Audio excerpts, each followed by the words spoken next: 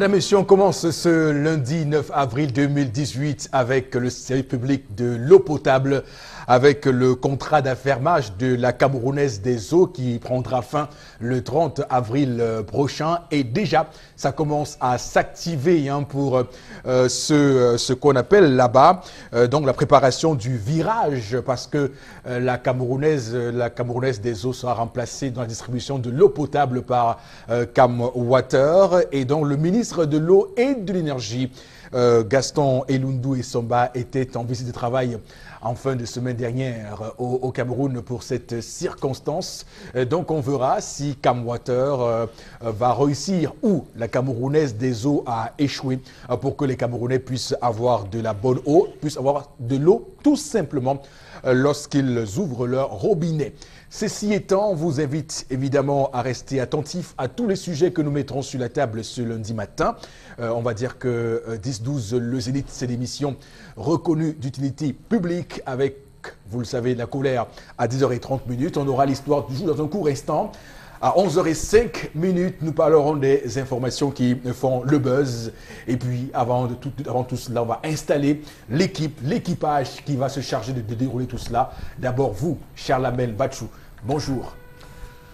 Bonjour, monsieur Eric Fopoussi Negou. Bonjour aux téléspectateurs.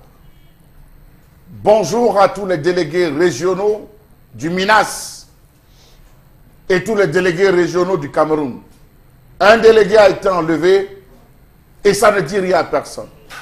Bonjour à tous les sous-préfets. Sentez-vous bien et sentez-vous saluer. Un sous-préfet a été enlevé et ça ne vous dit rien. Je ne saurais achever mes bonjours sans dire bonjour désormais au juge ou au vice-président. Ça concerne tout le monde. Unissons nos efforts. Et d'ailleurs, dans le contexte de la crise anglophone, la révolte anglophone, c'est le titre de ce livre de Patrice Nganan qui est désormais disponible. Et donc, il y raconte les souffrances qu'on peut décoder, l'horreur de la crise anglophone.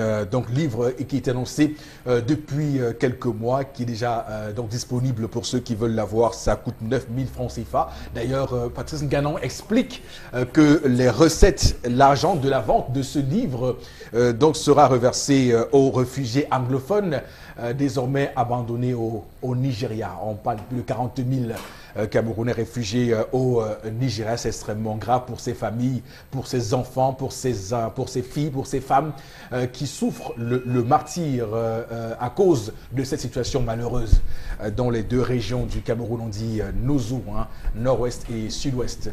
On va également sur ce plateau vous introduire Florazé. Bon début de semaine. Bonjour. Merci Eric Fopoussi. Bonjour à vous. Bonjour à vous sur le plateau et à nos chers téléspectateurs. L'année dernière, en 2017, une étude de l'Organisation mondiale de la santé avait suggéré un chiffre qu'environ 42% de faux médicaments au monde étaient bien sûr orchestrés ou alors utilisés en Afrique. Et ainsi mettait l'Afrique comme étant le cobaye numéro 1 des faux médicaments. Mais on se pose une question, jusqu'à quand une bonne politique sanitaire pour les peuples africains? On a droit à la santé, à la bonne santé, on a droit aux bons soins, mais si et seulement si on permet justement que ces faux médicaments continuent de circuler dans notre environnement, que faire?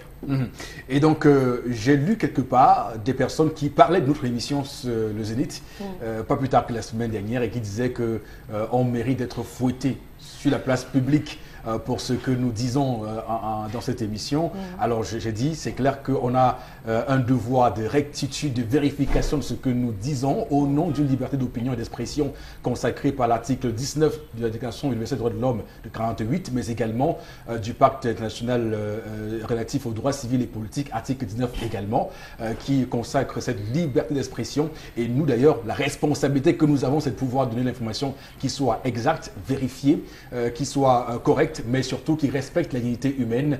Ces caractéristiques-là sont dans ce que nous faisons au quotidien. Sur ce plateau aussi, ce Matabao Bengan, bonjour et bienvenue. Bonjour Monsieur Fopoussi Negou, bonjour à vous chers téléspectateurs. Je bondis sur ce que disait Flora tout à l'heure. Le Monde diplomatique avait commis un article à ce propos en 2002, je pense. Afrique, cobaye des Big Pharma.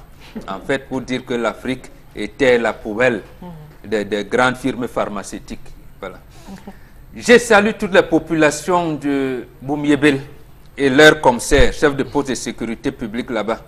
Monsieur le commissaire, c'est vous qui devez protéger et les biens et les personnes, c'est-à-dire amener tout le monde dans la défense nationale, dans la sécurité. Le bâton là, les trucs, c'est pas bon. Les populations risquent de ne pas obéir à vos instructions, tout simplement parce que vous n'avez pas réussi à les amener à la protection. Faites votre job calmement. Ne vous en prenez pas aux populations comme ça. Bonjour, monsieur le commissaire. On va également saluer toutes les personnes en tenue qui nous regardent ce matin dans les différents commissariats du Cameroun, précisément au commissariat 4e ici à Douala. Et surtout, merci à toutes les femmes là-bas, les dames de la police qui sont là-bas et qui, comme vous le savez, sont des fidèles. Madame, Monsieur, on va démarrer cette édition avec l'histoire du jour. C'est Tendance qui est déjà en place, qui est sur la piste, qui est en scène. Bonjour Tendance. Père du Fils et du Saint-Esprit. Amen. Bonjour Eric, je prie pour mon pays, je prie pour mes frères, je prie pour tout le monde. Je ne suis pas bien dans ma tête ce matin, Eric. Non. Vendredi, je suis quitté, c'est Eric qui est parti. Je partais à un lever de corps à la garnison à Bonandion. Bon, ça n'a plus eu lieu. On a reporté. On a reporté. Et depuis pratiquement un mois, on ne fait que reporter.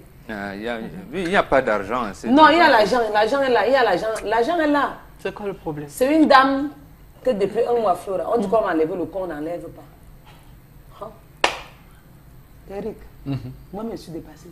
J'aime d'avoir cousu la bille. Qu'est-ce qui s'est passé pour qu'on en arrive là? Il y a les disputes de corps sur On est en train de se dissensions. chamailler pour le corps. Je ne sais même pas si son âme va encore se reposer en paix, même si on parvient à enlever le corps et enterrer. C'est une maman qui était mariée. Elle a fait 3 enfants dans son foyer. Mariée, dotée. Mais sauf que comme elle n'était plus avec son homme, ils se sont séparés. Ça fait 18 ans. Elle est partie de son côté. Son ex-mari aussi était de son côté. Quand elle est décédée, l'homme a dit que venez faire le deuil chez moi parce que c'était mon épouse. La famille a dit nada. Il a même dit, parce qu'il m'a parlé personnellement que maman, je suis allée dans sa famille 3 jours plus tard, 3 jours après sa mort. J'ai dit que ouais, avant de faire les réunions, mettez-moi aussi au milieu. Comme je l'avais doté pour que j'essaie de vous dire comment est-ce que ça va se passer, même s'il arrive qu'on envoie le corps chez moi, je vous dis aussi comment ça va faire, comment on fait aussi dans notre tradition. La famille a dit nada, que même les réunions de famille, tu ne viens pas. Et je dis bien qu'ils ont tendé bien vos tympans. Ne m'écrivez plus après pour quelqu'un. Tu disais que quoi? Elle était dotée, mère de 3 enfants. Ils se sont séparés. Donc, son mariage est fini, ça fait 18 ans. Quand elle est morte, monsieur est revenu dans sa famille. Dit que, concernant les réunions que vous faites tous les soirs, vraiment, mettez-moi au courant pour que je donne aussi mon point de vue. Même comme elle n'était plus chez moi. La famille a dit non, tu vas être au courant de rien. Ils ont même sorti le programme du deuil. Mais sauf que chaque fois qu'ils partent à la morgue, monsieur est tout là avec les gros bras. Que dès que le corps sort, on amène qu'à Bayon. Tu connais Bayon? Tu connais Bayon, Moro? Après Bangui Chari. Oui. Quand tu traverses quelqu'un, tu relonges, tu traverses Bangui Chari, on est à Bayon. Donc, il a dit que le corps va descendre qu'à Bayon. Que c'est une femme qui l'avait épousé, la famille a dit non. Donc, ce qui fait que chaque fois qu'on est à la morgue, quand la famille est à la morgue, il est tout au courant, ou qu'il lui dit même. Tu sais qu'il y a tous les tindas partout. Donc, il débarque toujours avec les gros bras, que nos bougies. Le corps descend à Bayon. Le corps ne doit pas descendre en Kouangouan. Kouangouan, c'est tout un autre village, dans mon village. Donc, parce qu'elle est de Kouangouan, son mari est de Bayon. Donc, il est traumatisé. Moi, je suis traumatisée pour un corps qui a fait plus d'1 mois, parce que la semaine prochaine, ça va encore faire 1 mois, quelques jours, que le corps est tout là, ça traîne. Et je suis traumatisée. J'ai envie de dire à tous ceux qui nous regardent ce matin, est-ce que c'est normal qu'on confisque un corps comme ça? Le corps d'une femme qui a été dotée. Si les gens, si quelqu'un a eu ces problèmes-là, c'est mieux de nous dire comment ça s'est passé et pour que la famille essaie de se comporter comme ça pour récupérer le corps, ou encore qu'on laisse le corps, ou qu'on rentre à enterrer le corps en Kouangouan.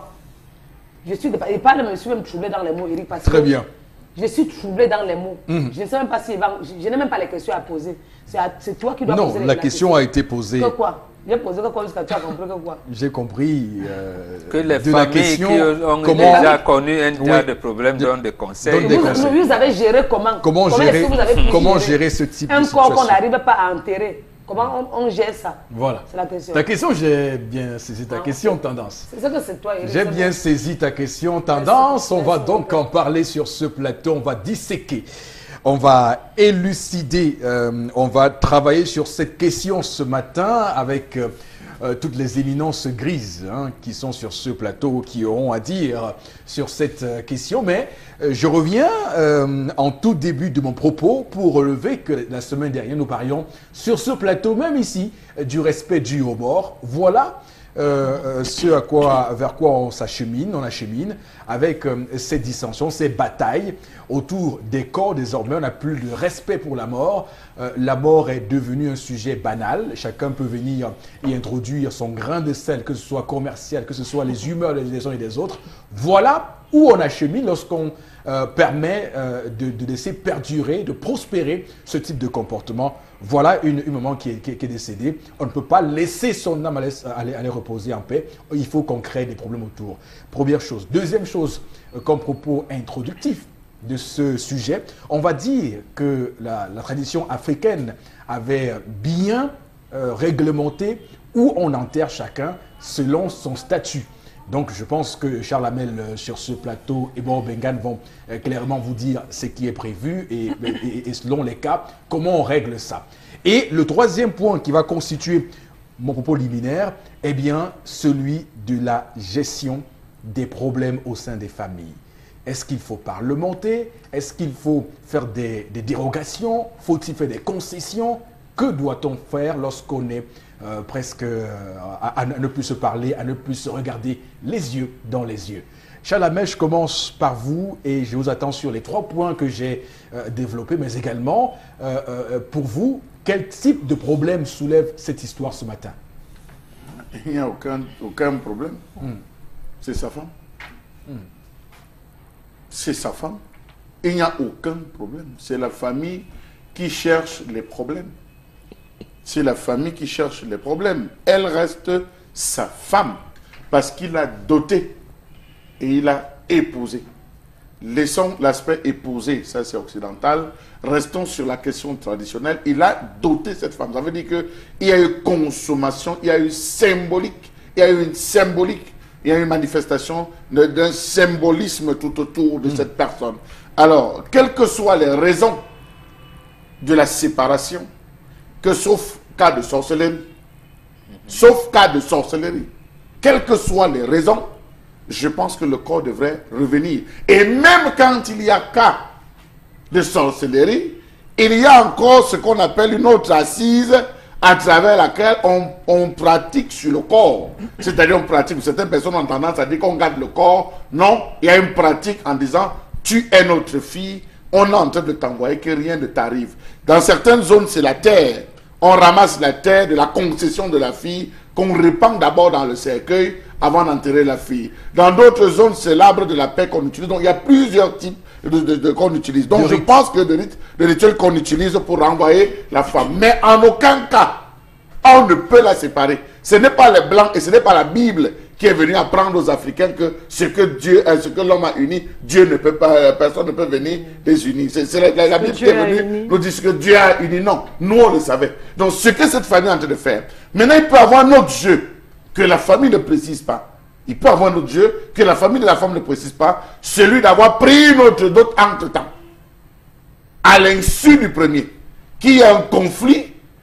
Jusqu'à aujourd'hui, il cherche à étouffer. Il y a un conflit qu'il cherche à étouffer. Donc, il faudrait véritablement débeller les cheveux pour comprendre. Oui, on a bien compris, Charles Hamel, qu'il y a un problème. Vous dites qu'il n'y a pas de problème, mais il y a un réel problème. Parce que si des gens s'opposent à cette situation, c'est qu'il y a bien une raison je dis que oui, de s'y opposer. Mais c'est sa femme. S'il refuse, puisqu'il commence à lui refuser, à dénier ce rôle de femme, que cet homme est en droit de réclamer via la cérémonie de d'inhumation. C'est pour ça que je voulais dire que sauf cas de sorcellerie. Oui. Sauf cas de sorcellerie. Et même là encore, il y avait un cas de résolution à ce niveau. Très bien. Alors, Florazé, qu'est-ce qui peut expliquer, parce que je cherche l'enjeu, qu'un homme qu'un homme vienne réclamer de façon aussi malheureuse, on va le dire, avec des gros bras, avec beaucoup de violence, beaucoup de détermination, que l'enterrement soit fait chez lui.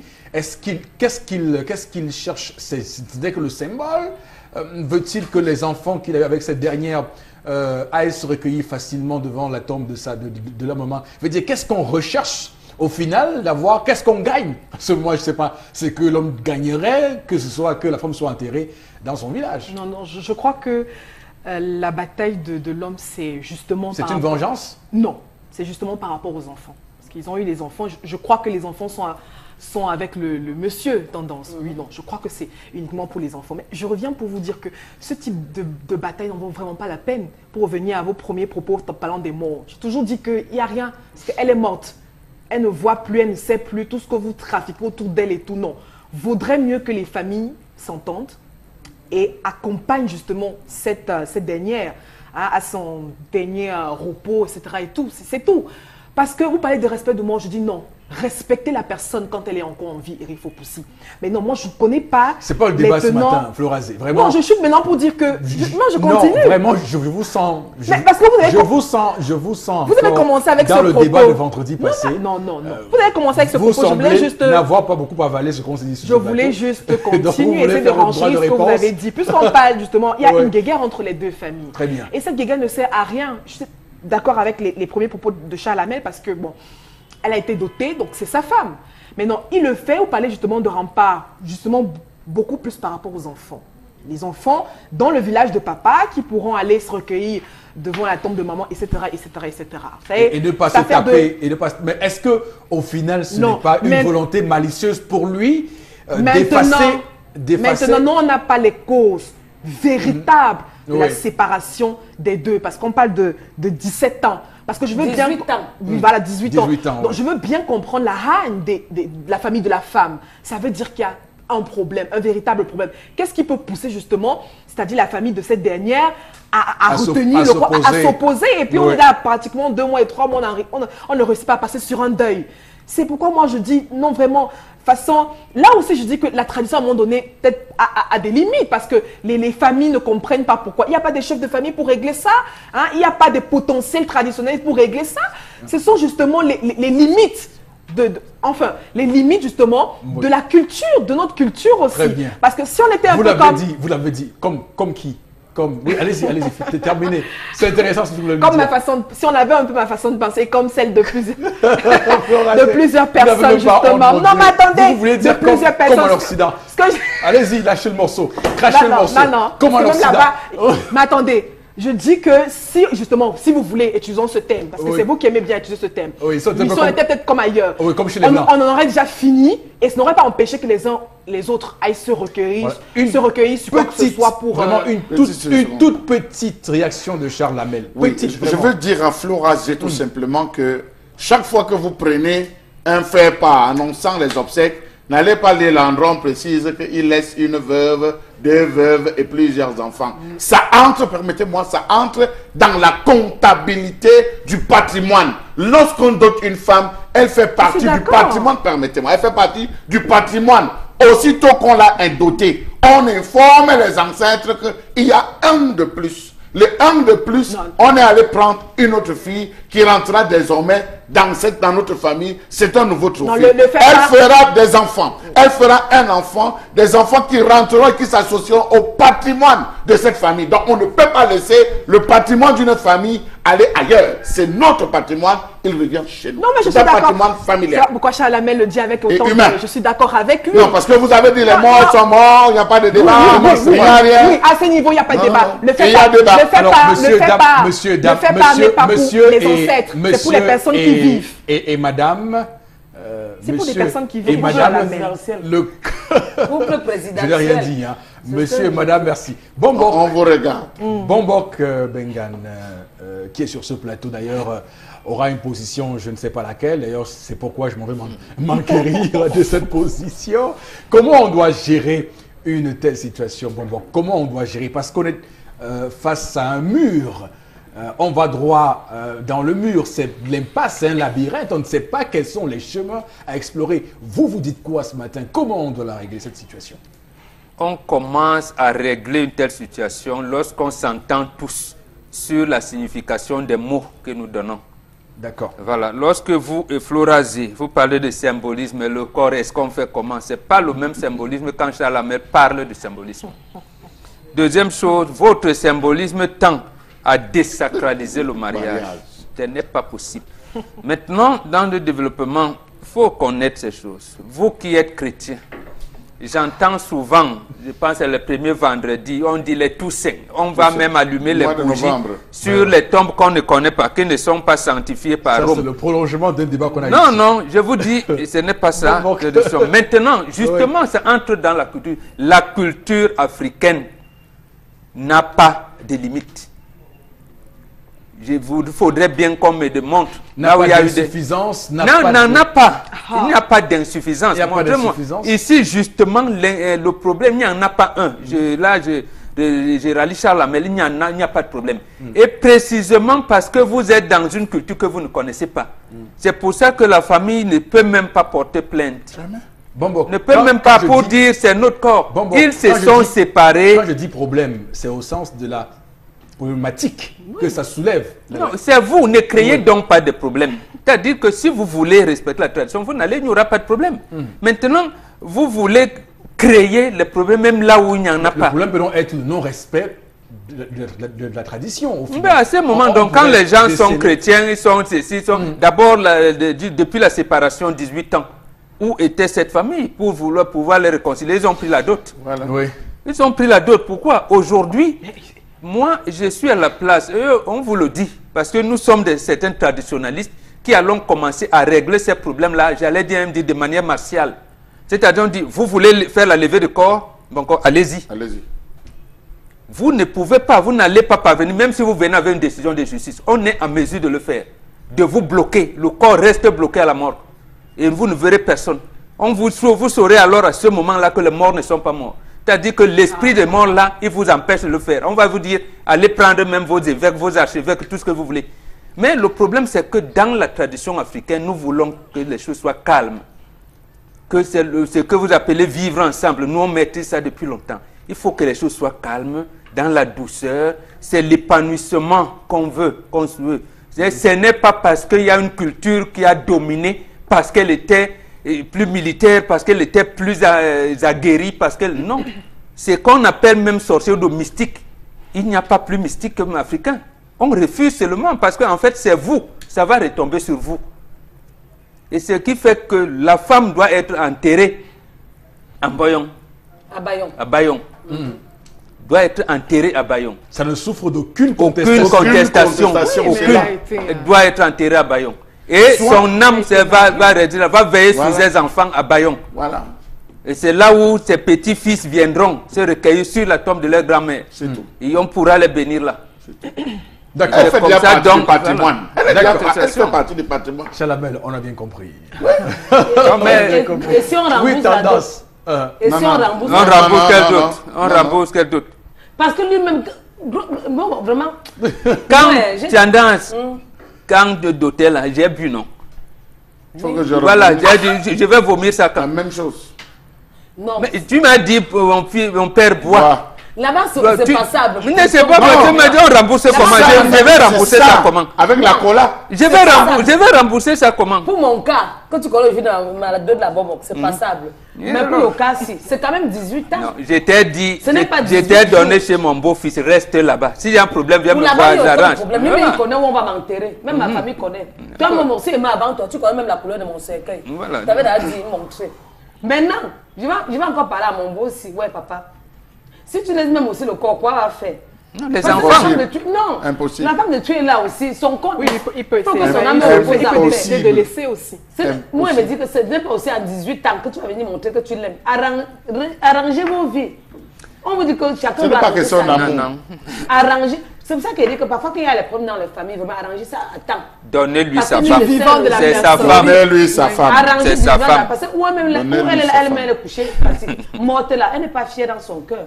Qu'on trimballe le corps, qu'on dégive, on dit que donner les biens pour mettre sur le corps pour dégiver. Qu'on donne les biens, après on dit que non, on n'enlève plus. C'est comme ça qu'on balance le cercueil, on travaille, on fait tout. Heureusement, elle ne ressent plus rien. Non, elle ressent. Non. Elle ressemble où elle est là. Vraiment, pardon.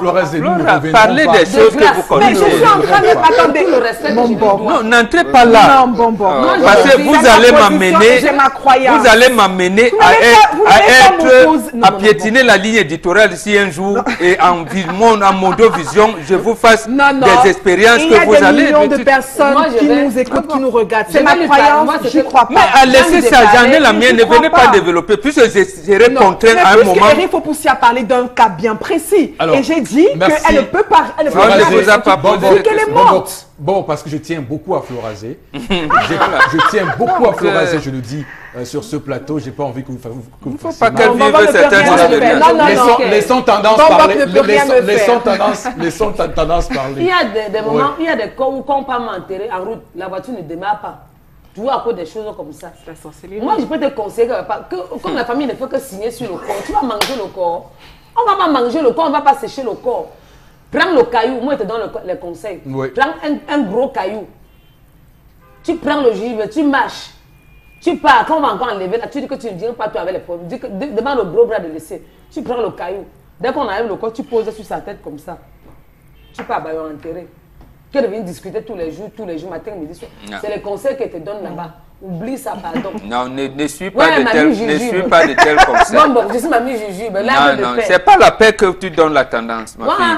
On va leur manger le corps. Vous savez, pas la paix, la réaction rapide, s'il te plaît. Si cet homme était décédé le premier, la femme vivante serait venue réclamer les biens. Absolument. Je suis convaincu. La femme vivante serait venue réclamer les biens que hey, c'était mon mari. On m'a dit que vous étiez séparés en haut. Il m'a doté et tout. Quelle famille n'allait pas accepter? Quelle famille n'allait pas accepter? J'en viens à cela pour dire que les gens nous regardent. Ne donnons pas le pire aux gens et gardons le meilleur. Non. Tout le monde a droit d'être heureux et d'être bien. Alors je le dis, vous ne pouvez pas doter une femme qui rentre dans votre patrimoine familial, qui s'habitue, elle a quitté un village pour le vôtre. Elle s'habitue aux us et coutumes de votre village. Elle s'habitue aux rites. Elle a commencé à fréquenter les gens plus de votre côté que de son côté. Elle vous vous séparez, vous partez. Vous avez l'impression, permettez-moi, vous les observateurs de dehors, vous avez l'impression qu'ils ne les entendent pas. C'est au nom des enfants, ils se voient. Au nom des enfants, ils se téléphonent. Quand les enfants sont malades, elle était là. Non, je vous dis, on ne peut pas couper un enfant. Non, les enfants sont avec nous. Lorsque les enfants, elle était là. Lorsqu'il fallait gérer, elle était informée. Et je pense que c'est la principale raison pour laquelle cet homme insiste tant. Cet homme insiste. Il a dans les observateurs de dehors. Non, Salamé, ce que vous dites, on peut également contredire. Non, mais c'est vous qui dites ça. Donc ça ne peut pas être... On est en train de chercher le problème. Je vais dire le véritable problème. Vous allez loin. Parce qu'il n'y en a pas. Comment on cherche parce qu'il n'y a pas de problème? Parce que qu'est-ce qu'on gagne justement dans ce type d'histoire? Mais je crois qu'on peut prendre là-bas encore. Qu'est-ce que la belle famille gagne dans ce type d'histoire? Ce qu'on gagne, c'est que la belle famille doit comprendre. Qu'est-ce qu'on gagne quand on va marier? Il y a des années, je parle elle a scellé un pacte avec une famille Voilà. et qu'elle doit respecter ce pacte-là. Ça s'appelle le respect, la parole donnée, ça s'appelle le respect de son contrat. En tout cas, nous, en épilogue, on aurait également donné la parole à ces personnes. Vous le faites dans ma concession, je vous laisse partir avec ce cadavre, je vous laisse partir avec le corps. Vous allez enterrer, le matin, vous allez retrouver le cercueil au-dessus. Je dis dans ma concession, vous le faites. Vous allez retrouver le cercueil au-dessus. Je vous le dis, vous allez retrouver le cercueil chez vous au-dessus. Vous l'enterrez, vous allez retrouver au-dessus le matin. Non, moi j'y crois pas. Je vous le dis. Charles Amel, on regarde. Je vous le dis, s'il vous plaît. Oui, je vous dis, c'est la réalité. C'est vrai. Ce que je vous dis, c'est la réalité. Mais sauf que... Vous connaissez la puissance de la parole. Faut pas faire peur aux gens. Vous connaissez la puissance de la parole. Non, je vous le dis. qui? Est-ce que vous savez qu'il y a des jeunes aujourd'hui qui portent une malédiction depuis leur jeunesse? C'est vrai. Chez nous, c'est-à-dire les Bantous, quand un père parle, il tape le pied au sol, ça prend. C'est vrai. Si ça ne vous prend à l'instant, ça vous prendra même dans 10 ans. Votre père vous parle, il tape le pied. C'est la raison pour laquelle on dit, quand tu commences à avoir des problèmes, tu vois que ton père est très en colère, fuis. Il ne faut pas qu'il tape le pied. Tout le monde, ça on le sait. Mais vous le savez, mais vous croyez ça, vous croyez? Ça, on le sait. J'ai dit, vous croyez à ça? mais pour moi, les morts sont morts. Mais on n'a pas dit, restez avec votre mais voilà, je dis que je crois à ça, vous dites que je crois à ça. Merci beaucoup. Mais c'est tout à fait normal. Florazé, d'accord. Florazé, vous avez tellement dit. Non, mais parce que c'est à propos sur le plateau. Au final, j'ai le droit de me défendre. Un jour, vous viendrez nous donner une triste expérience. Un jour. Voilà. Je le dis aussi. Oui, l'a dit. ouais, mais non, pas parce que vous l'aurez provoqué, Merci beaucoup, Mbok. Tendance. Non. D'accord. Moi, les enfants là me font pitié. Les enfants là m'ont fait pitié. L'aîné a pleuré devant moi l'autre jour. Il dit, waouh, maman, je vais faire comment? Je vais encore dire aux deux familles de s'entendre. Vraiment, entendez-vous. Quand quelqu'un meurt, la personne va se reposer, que de trimballer, traîner, tripoter. Donne les pistes tendances. Chacun est arrivé sur sa position. Laissez le corps aller à Bayonne, c'est simple. Wow. Si lui aussi laisse le corps, ça, quoi va Non, au nom des enfants. Les enfants oui, ils vont enterrer là où le papa est. Le premier fils m'a dit que ouais, mamie, on enterre maman au cimetière. Son père dit ça ne te concerne pas. Tu ne connais rien de la tradition. Voilà. Comme dit donc Charles, mais parce que les gens de dehors, on vient, on donne les idées n'importe comment, on ne sait pas d'où ça vient. Il a dit qu'on ne peut même pas. Je dis que le premier fils a dit qu'on ne peut même pas enterrer maman au cimetière. D'accord. Il n'a pas dit que jamais. On va lire quelques messages avec vous, Florazé, pour ceux qui nous regardent, chers téléspectateurs qui nous regardent ce matin et qui ont des contributions pour nous. Voilà, la toute première réaction. Ce n'est pas normal, cette situation. Donner le corps à son mari, il l'a bien doté. C'est normal que le corps aille chez lui. Ça fait 18 ans. Ça fait 18 jours. Même si ça avait fait 50 ans. Voilà. Une autre réaction de Ben Siagé qui moi, à la place de l'ex-époux, je ne passe même pas par les 100 mètres. Zéro. Et qu'on me foute le camp avec cette dépouille. Vous direz quoi à vos enfants? Alors, il y a Medjo qui s'interroge et qui demande que dit leur coutume aux deux familles. Le mari a raison, c'est sa femme, il l'a dotée chez ses parents, ils ont mangé du riz, alors le corps appartient à son mari. Et les enfants, qu'est-ce qu'ils disent du corps de leur maman? Ça, c'est une interrogation. Mais l'homme reste le maître du corps, la famille de la femme doit respecter cela. C'est Moisseau et Kobe à Konsamba qui réagit. Une autre réaction ce matin à propos de l'histoire. Un mort est mort. Les problèmes ne servent à rien. Plutôt, les familles devraient s'entendre car voilà, nul ne peut manger ce corps. Attends, je vous pose une question. Pourquoi revendique-t-on le retour de la dépouille d'Aïdjo? Il est mort, non? On peut bien l'enterrer au Sénégal. Pourquoi on en fait un problème national au Sénégal, mais pourquoi on en fait un problème national? Politique. Ah, peut-être aussi. D'accord. Oui. Vraiment. Florazé, au niveau où elle se trouve maintenant, elle est prête à s'accrocher sur tout pour nous conforter dans ce qu'elle pense. Donc, je vous comprends. Depuis quand Florazé nous sort une raison, c'est politique. Parce que justement, il a pris Vous êtes sémiologue, politologue et tout ça désormais, n'est-ce pas? Mais pourquoi pas? Après, cet homme devrait se tourner vers la justice afin de résoudre ce problème. Voilà. Là, car cette femme reste et demeure sienne. C'est Olivier Aouyak qui réagit. Une autre réaction, la dot. Un corps qui a été sèche de Tchong pense que la famille va juste trouver un accord et régler les comptes de la dot. Un corps ne se mange pas et sachez qu'on peut bien l'exhumer. Voilà. S'il y a un problème. Mieux on fait même ça. Merci beaucoup à tous ceux qui nous ont écrit ce matin, qui continuent d'ailleurs à le faire. Nous sommes toujours sur Equinox Télévision. L'émission c'est 10-12 le Zénith, entre 10h et 12h. Il y a tellement de choses qu'on va se dire avant la fin de l'émission. Restez avec nous sur notre antenne.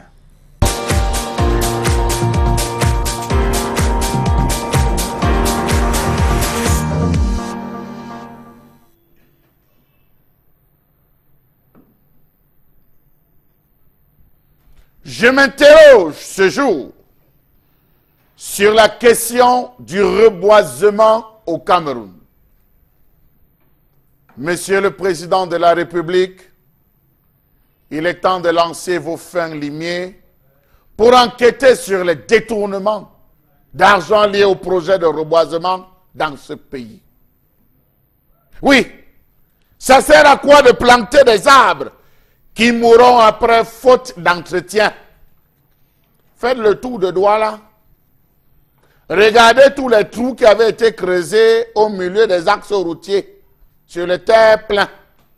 Tous les arbres sont morts, asphyxiés, manque de suivi. La faute à qui? Allez la poser en tonnet. Qu'est devenu le projet de 240 000 arbres plantés à l'extrême nord contre 5 000 pour chacune des 9 autres régions. Comment comprendre l'absence de communication qui existe entre les acteurs d'une part et les populations d'autre part? Comment comprendre le fait de ces descentes verticales de plusieurs acteurs qui viennent reboiser les zones sans toutefois solliciter les populations, encore moins les responsables des projets, et ne reviennent à eux que lorsque la phase de suivi commence à ne pas donner les résultats escomptés? Comment comprendre tous ces faux rapports qui sont produits généralement sous la pression forte des bailleurs de fonds? Comment comprendre le fait que chaque fois que des arbres doivent être plantés quelque part dans les zones menacées, les choix se font toujours entre les cours d'établissement scolaire, les centres de santé et autres structures étatiques? Comment comprendre ce dialogue de sourds entre ceux qui plantent des arbres et les populations qui sont toujours maintenues à l'écart de la gestion de l'avant, du pendant et de l'après-projet? Comment comprendre le fait que les appuis financiers sont généralement octroyés à des collectivités locales décentralisées, à des ONG et associations, en l'absence de toute transparence et sans définition d'objectifs clairs? Comment comprendre que l'argent généralement débloqué pour accompagner les populations par les communes se retrouve tout simplement détourné sans que les bénéficiaires ne sachent quel chemin il a pris? Quelle est donc l'identité de ces petits copains qui se partagent l'argent du reboisement de nos forêts et disparaissent dans la nature, abandonnant ainsi nos réserves forestières supposées avoir été plantées à grands frais? Monsieur le Président, n'oubliez pas, s'il vous plaît, engager des enquêtes sur cette affaire de reboisement. Il y a trop de détournements de fonds. Savez-vous que lors des évacuations ou de l'évaluation des opérations de reboisement dont ils ont pourtant perçu des financements, 13 communes, parmi lesquelles celles de Banglois, Goulfé, Makari, Ouaza et Zina, ont déclaré des incendies de toutes les espèces reboisées? 13 communes, simultanément, ont déclaré des incendies parce qu'on venait évaluer. Savez-vous que sur les 10 000 plans mis en terre, en février 2010, à l'université de Maroua, il n'en reste plus que 10. Chaque année, on plante. Chaque année, on débloque de l'argent pour le suivi. Mais pourtant, il ne reste que 10. Faites un tour là. Faites véritablement un tour à ce niveau, où les ministres et délégués du gouvernement ont planté des arbres. Vous ne verrez que des plants rabougris, s'ils n'ont tout simplement pas disparu. Faites seulement un tour ici à Douala, vous comprendrez de quoi je parle.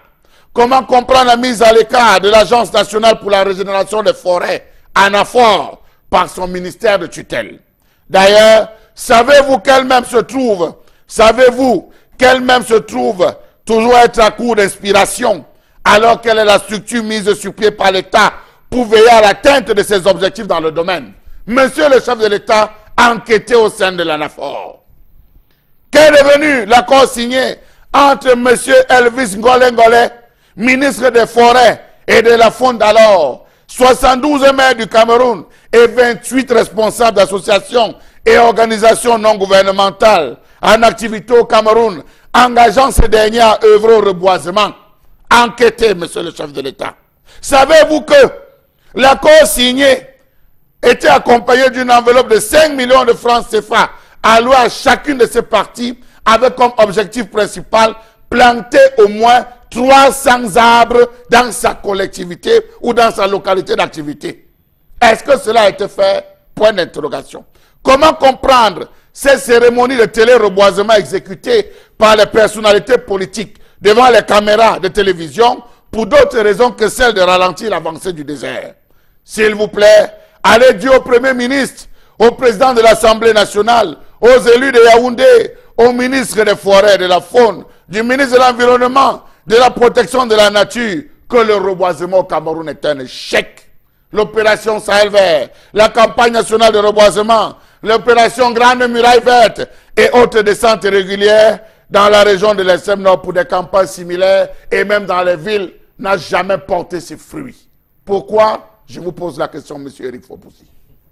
Alors, il y a 3 axes qu'on devra étudier ce matin pour comprendre l'échec des différentes politiques de reboisement engagées au Cameroun. Quelques-unes d'entre elles, d'ailleurs, depuis des années, avaient permis de déboucher sur l'opération Sahel Vert, censée donc mettre en place la plantation d'arbres et surtout le reboisement, comme vous dites, Charles Armel.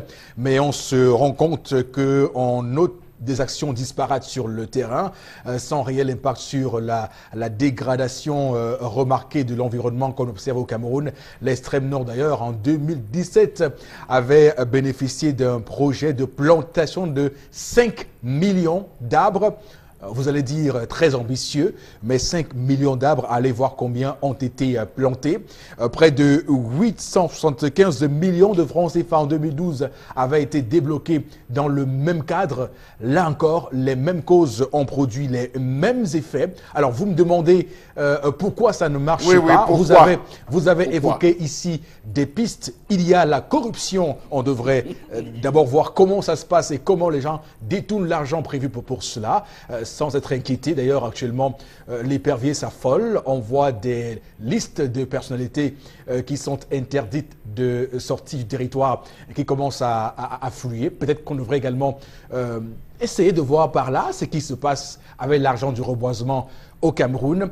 On doit également, dans ce registre-là, questionner aussi la technicité, la compétence du personnel qui est chargé de reboiser le Cameroun. Est-ce que tout ce qui est demandé à faire, c'est ce qu'il faut faire pour bien reboiser? J'ai vu des arbres qu'on a plantés il y a seulement 1 an qui sont morts. 1 an? C'est beaucoup? Oui, on ne les voit plus. C'est beaucoup? C'est-à-dire qu'on plante des arbres tous les jours, mais aucun arbre ne pousse. C'est terrible. Qu'est-ce qui se passe? Ça poussait d'abord, après ça ne poussait plus. À l'époque, il y a eu des dos là. Ça a commencé à pousser un temps. Oui. Après, ça tout l'axe là, c'est mort. Tout l'axe là jusqu'à Mme Pony. Tout ça, c'est mort. Qu'est-ce qui se passe donc? Est-ce qu'on a suffisamment acquis la technologie suffisante qu'il faut pour pouvoir les planter ces arbres et de pouvoir résister aux intempéries de la nature? Parce qu'il faut aussi prendre en compte tout cela. On sait qu'au Cameroun, il y a les pluies à telle date. On sait qu'il y a le soleil à telle période. Donc, on peut mettre ça en considération lorsqu'on plante les arbres. Encore que. Et puis, il y a un 3e point quand même qui est intéressant, Chalamel, et vous le relevez de fort belle manière. Est-ce qu'on sensibilise assez les gens par rapport à ça? Parce qu'au nord, par exemple, et ça c'est extrêmement grave, les populations n'accompagnent pas ça. Ça veut dire qu'on vient planter les arbres et elles estiment que l'État souhaite reprendre leurs terres. Est-ce qu'on sensibilise les masses suffisamment sur l'importance des campagnes? Est-ce qu'il y a un projet, un service après-vente pour ça? Donc voilà quelques raisons qui peuvent expliquer cela. Bon, Bengan, je commence par vous ce matin sur les raisons pour lesquelles on a ces échecs cumulés, je veux dire, échecs cumulés et répétitifs du reboisement au Cameroun. Non, ça obéit à une seule chose. Le chef de l'État, au lieu d'implémenter la politique dans ce sens, est plutôt resté dans ce qu'un de ses premiers ministres avait appelé politique Nandjangi, Simon Achid Achou, c'est-à-dire distribuer les cartes pour la répartition du gâteau national. C'est-à-dire qu'on coupe vos forêts, on exploite de l'or, on exploite ici, bon, vous partagez l'argent. Et quelle est la politique qui est derrière tout ça? Rien, c'est la victoire du parti au pouvoir, y compris ses alliés qui participent à sa victoire politique, c'est tout. C'est ça qui a plongé. Charles Amel a cité un organisme là tout à l'heure, l'ANAFOR. L'ANAFOR, en principe, devait organiser ce travail en 2 ou 3 étapes. Vous avez les arbres qu'on plante dans nos villes pour apporter plus de fraîcheur, parce que dans les communes, depuis la création des communes, je parle de 77 et tout, il est question que comment on appelle ça, les communes, j'ai trouvé le mot, les communes élaborent ou créent des jardins, des bibliothèques et les espaces de jeu. Mais est-ce que nos collectivités territoriales décentralisées savent même qu'ils ont ça dans leur feuille de route? Non. Donc c'est chaque commune qui devrait avoir des espaces verts, des trucs pour... C'est une première chose. Deuxième, il a cité également ça, l'opération Sahel vert. Comment arrêter la poussée du désert? Troisième étape, et celle-là qui les enrichit, qui apporte l'argent et qu'on détruit les forêts. C'est-à-dire que quand on coupe les Moabis et tout, il y avait également un plan de reboisement de nos forêts. On sait que le Moabi, pour qu'elle soit coupée, doit mettre 30 ans, 50 ou 7 ans. Oui, et toutes ces études-là avaient été faites. On vous dit, la forêt de Yabassi a été dévastée complètement. Quelles sont les essences qu'on y a coupées, le Moabi, le Boubinga, le tel, puisqu'il y a une carte, l'Iroko et tout. Le Padou, le Sapeli. Il y avait donc l'argent, et c'est pour ça que je partage son point de vue. Il faudrait qu'il ne nous dise pas que maintenant c'est lui le chef de l'État que moi j'ai index. Ouais. Il a les preuves de ces détournements, qu'il nous les donne. Il n'a plus même à faire des enquêtes. Oh, non, il a des preuves. Bon, oui, il les a. Dans un état de droit. C'est lui qui nomme le directeur des anaphores. Il y a des procureurs qui sont chargés de... Bon, qu'il instruit donc des trucs. Et d'instruire les informations judiciaires. C'est depuis plus de 10 ans que l'anaphore a dévié sa mission. Comment vous parlez des choses comme ça, M. Fopossi? Reboisement. Des passions. Voilà. Comment toute la région, Charles Amel nous a présenté 2-3 villes, l'Est ici dernièrement. Moulundu, tout ça, on a vu. Pourquoi on ne reboise pas tout le sud, y compris chez lui, dans les forêts de Meyomessala, tout est dévasté. Et surtout qu'il y a quand même, et je tenais à le rappeler, au Cameroun, une technique de coupe de bois qui est grave. On appelle ça techniquement, c'est les coupes sèches. Donc, c'est des coupes à blanc, c'est-à-dire qu'on vient dans un espace, on détruit tout, on rase tout, on met au sol. C'est terrible. Il n'y a pas de choix, on ne fait pas de choix sélectif pour prendre telle espèce. Est-ce que cette forêt, puisqu'à un moment, je pense qu'il y a deux exercices, on avait même refusé qu'il y ait des redevances au niveau des communes. Je pense heureusement qu'on a ramené ça, mais un peu avec un taux beaucoup plus bas encore. Mais c'est quelque chose. Pourquoi cette forêt qui apporte autant d'argent à l'État, l'État ne pense pas à régénérer sa forêt? Que feront-ils de leurs enfants? Bon, d'accord, peut-être qu'eux ont des milliards qu'ils ont laissés dans leur banque pour les forêts, mais au moins nous qui venons les voter. Donc on dira la sans forêt. Florazé, on évoque ce matin cette question du reboisement. On a quand même vu les pays africains, je rappelle que le Cameroun est dans le bassin du Congo. Il y a une grande bataille au niveau mondial avec les différentes conférences sur le climat. On a eu COP21, on a eu COP22 qui travaillent à ce que le bassin du Congo conserve sa forêt pour qu'on n'ait pas la catastrophe que de nombreuses personnes nous annoncent. C'est ce qui est dit sur le papier. Des réchauffements climatiques. C'est ce qui est dit sur le papier. Maintenant, quand le groupe Rougier dévaste les forêts, ils font comment? Bon. Ouais, et puis qu'est-ce qu'on fait après? Merci infiniment. Et à un moment donné, je me suis dit... Ma question, je vais m'en poser, Florazé. Qu'est-ce que vous vous êtes dit sans que je vous pose de questions? Non, vous avez dit le bassin de Congo. Voilà que je pose des questions. Puisqu'on coupe, on dévaste au pays, oui. Et ailleurs, ils replantent. Ce que je veux savoir, vaudrait mieux. Ce que je veux savoir, Florazé. Oui. N'est pas très vite en besogne. Elle n'est pas très vite en besogne. Il y a eu des cérémonies au niveau international, tout ça. Comment vous expliquez cette mauvaise foi internationale alors que, comme l'a dit Robert tout à l'heure, il y a cette continuité qui se revoit sur le terrain, des coupures en désordre, des coupes en désordre de bois au Cameroun. C'est une hypocrisie mondiale, internationale envers ces pays du bassin du Congo. Eric Fopossi, mais les puissances coloniales qui ont leur main mise sur les pays africains sont là justement pour nous piller. Ils ne sont pas là pour développer nos contrées. Ils sont là justement pour nous dévaster. Et c'est pourquoi j'avais dit... Pourquoi cette communauté internationale continue à faire des COP? Ils vont avoir des COP 51 c'est simple. L'ONU, si vous permettez, Flora, l'ONU a créé ce qu'elle appelle Fonds vert. Fonds vert, on a même mis une Tunisienne à la tête. En réalité, c'est pour se partager cet argent. C'est tout. Puisqu'ils ont les moyens de dire au président Biya, Sassou Nguesso, je ne sais pas qui d'autre, que arrêtez l'État, c'est comme ça que sinon il y aura une résolution des Nations Unies qui va vous, ils ne le font pas. Je prends même l'ONG qui parle fort là. de l'époux de la reine d'Angleterre, non? De World Wide Fund. Je peux citer le nom. C'est là où travaille maintenant l'ancien ministre McConway, par exemple. Ils font des trucs, voilà. Pourquoi elle est même venue ici, le duc de Dunberg, reçu par le chef de l'État. Oui. Mais il a protégé quelle forêt? Il a protégé quelle forêt? Dites-nous.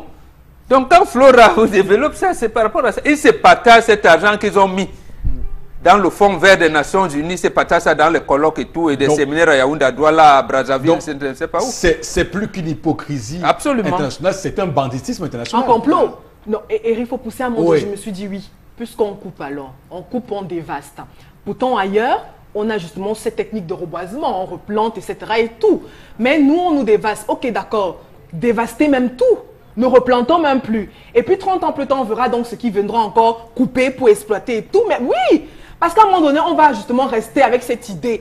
Puisque plus de 20 ans, bientôt 30 ans et plus qu'on vit cette situation. Mais est-ce que vous avez l'impression qu'on changera? On est revenu ici, on a cité les villes ou alors les points nourricières même de ressources internes du pays. Ah, vous avez l'impression que ces parties du pays vont sortir justement de l'obscurité dans laquelle ils se retrouvent? Non, Eric Fopoussi, c'est un complot. Et tant qu'il n'y aura pas une bonne politique, une bonne volonté en politique justement pour permettre à ce qu'on sorte de la sécheresse sévère qui se vit du côté de l'extrême nord, etc., où on ne réussit pas à cultiver, où justement les bergers et autres s'entretuent à cause de etc., et tous des problèmes basiques. Parce qu'on veut voir tout simplement les uns et les autres, en tout cas le peuple périr justement pour engraisser certaines personnes. Vous avez parlé de la communauté internationale et autres. Parce que même au-delà de toutes ces organisations, au-delà des COP et autres, est-ce que vous avez vu une répercussion positive sur le plan africain? Oh que non.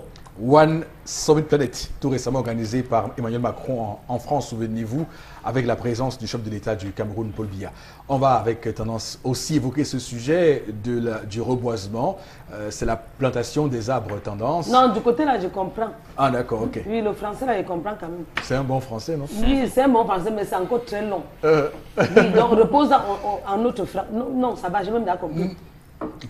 Pourquoi ça ne marche pas? Pourquoi cette politique de plantation des arbres, cette initiative-là ne marche pas au Cameroun? Au départ même, non, ça marchait. Au départ, ça marchait parce que... Ah bon? Oui, au départ, ça marchait. Vous voyez un peu les petits arbres pousser au niveau de l'école publique là. Et du coup, les Benskidés pissaient sur ça, que ça ne sert à rien. Les Benskidés venaient même arracher. Pourquoi accuser les Benskidés? Non, mais c'est vrai aussi. Non, mais c'est vrai aussi quand même. Les gens se soulageaient n'importe où. C'est vrai quand même. Oui, les gars pissaient là. Va à l'école publique, tu es dans ces chalamènes. Demain, moi, je te dis, je suis fille du ghetto. Au départ, parce que mototaximènes. Tu vas pas me laisser des dos là. À l'époque, là, ça donnait un peu. Mais dans le passé, vous voyez, tu m'as encore. Donc, si ici on a planté 5, après il vient voir 3, après il vient voir 2,5. 2,5, c'est qu'on a un peu cassé un peu. On a cassé. Il y a des gens qui viennent là et gardent leur voiture. Les gens qui ne connaissent même pas la valeur de ça. Voilà, ils c'est écrasent. ça qui dit que ça poussait, on voyait ça pousser, après ça ne poussait plus. Nous-mêmes, on va commencer à se ranger. Parce que le Cameroun, c'est un pays que l'homme camerounais aime le fouet. Donc il faut qu'on plante un arbre comme ça, on reste derrière la ceinture, ou on cherche les billes pour qu'ils restent derrière. Il faut un dictateur éclairé dans ce pays. Non, non, même pas ça, pas de dictateur. Il faut les gars... éclairé, qui vient dire que voilà comment on doit marcher. Voilà le mot que je veux. Donc il faut que dès qu'on plante peut-être les arbres du côté-ci, on cherche un signe militaire, les gars du billet restent là matin, midi, soir. Sinon les Camerounais vont arracher. On vous connaît, vous n'avez pas qu'on arrange le pays ici. Combien de fois on avait écrit au lycée de D2 là qu'on ne veut pas qu'on jette les ordures, jusqu'à Papa Antonin on a dessiné. Les gars jettent les ordures. On ne veut pas que les gens viennent faire pipi ici. C'est là-bas que les gens pissent. D'accord. Vous voulez qu'on arrange le pays comment? Chalamel, qu'est-ce qui ne marche pas? Qu'est-ce qui n'a pas marché? C'est quoi le problème? Pourquoi l'échec, je l'ai dit, cumulé et successif de ces politiques de reboisement au Cameroun? Je vous réponds en un mot avant de développer. Depuis que les gens ont compris que si tu ne t'attaques pas au pouvoir de Paul Biya, tu vivras éternellement et longtemps. Les gens se sont versés ailleurs, sauf qu'à regarder le palais de Toudi. Au reboisement, on peut piller comme on veut.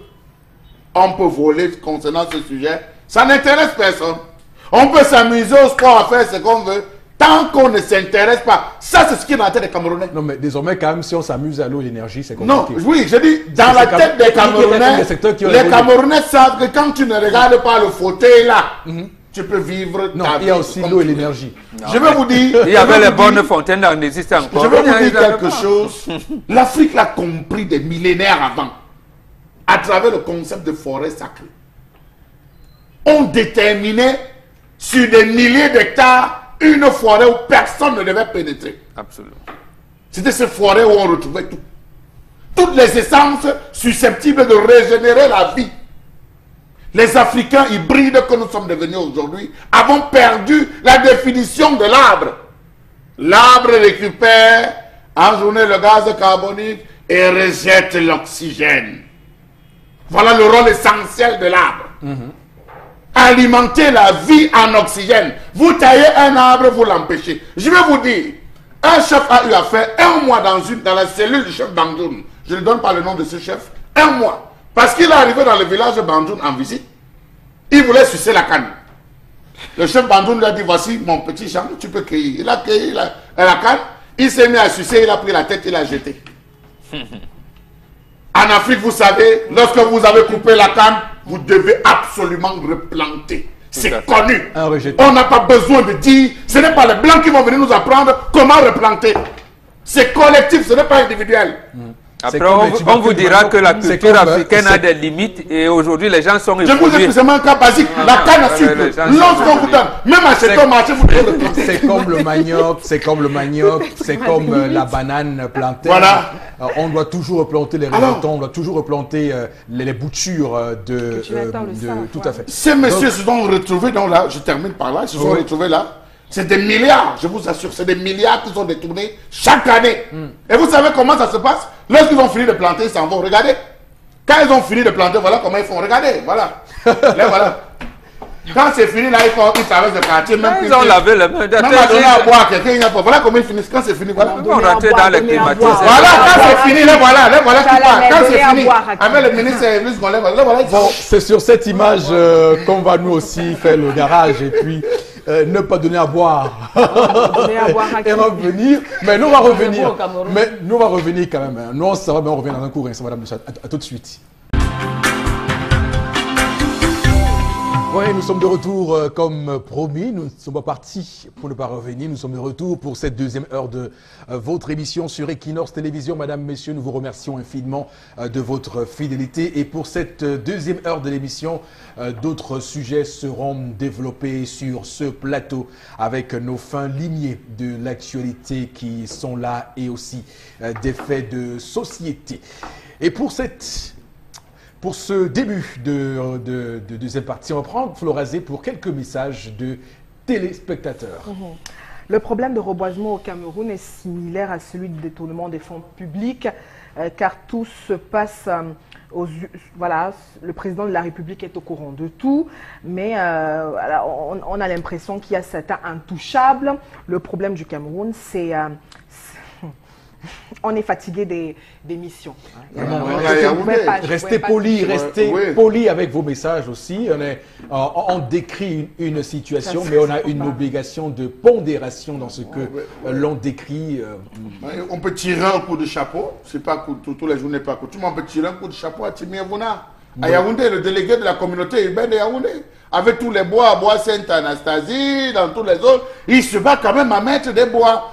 Ça donne quand même l'envie, le bien-être lorsque vous êtes là-bas. Il y a une régénération complète. Est-ce que vous savez qu'avec la phytothérapie aujourd'hui, cancer, quelque chose, le fait de la disparition de certains arbres vont rendre certaines maladies très compliquées dans le traitement. Absolument. Hein?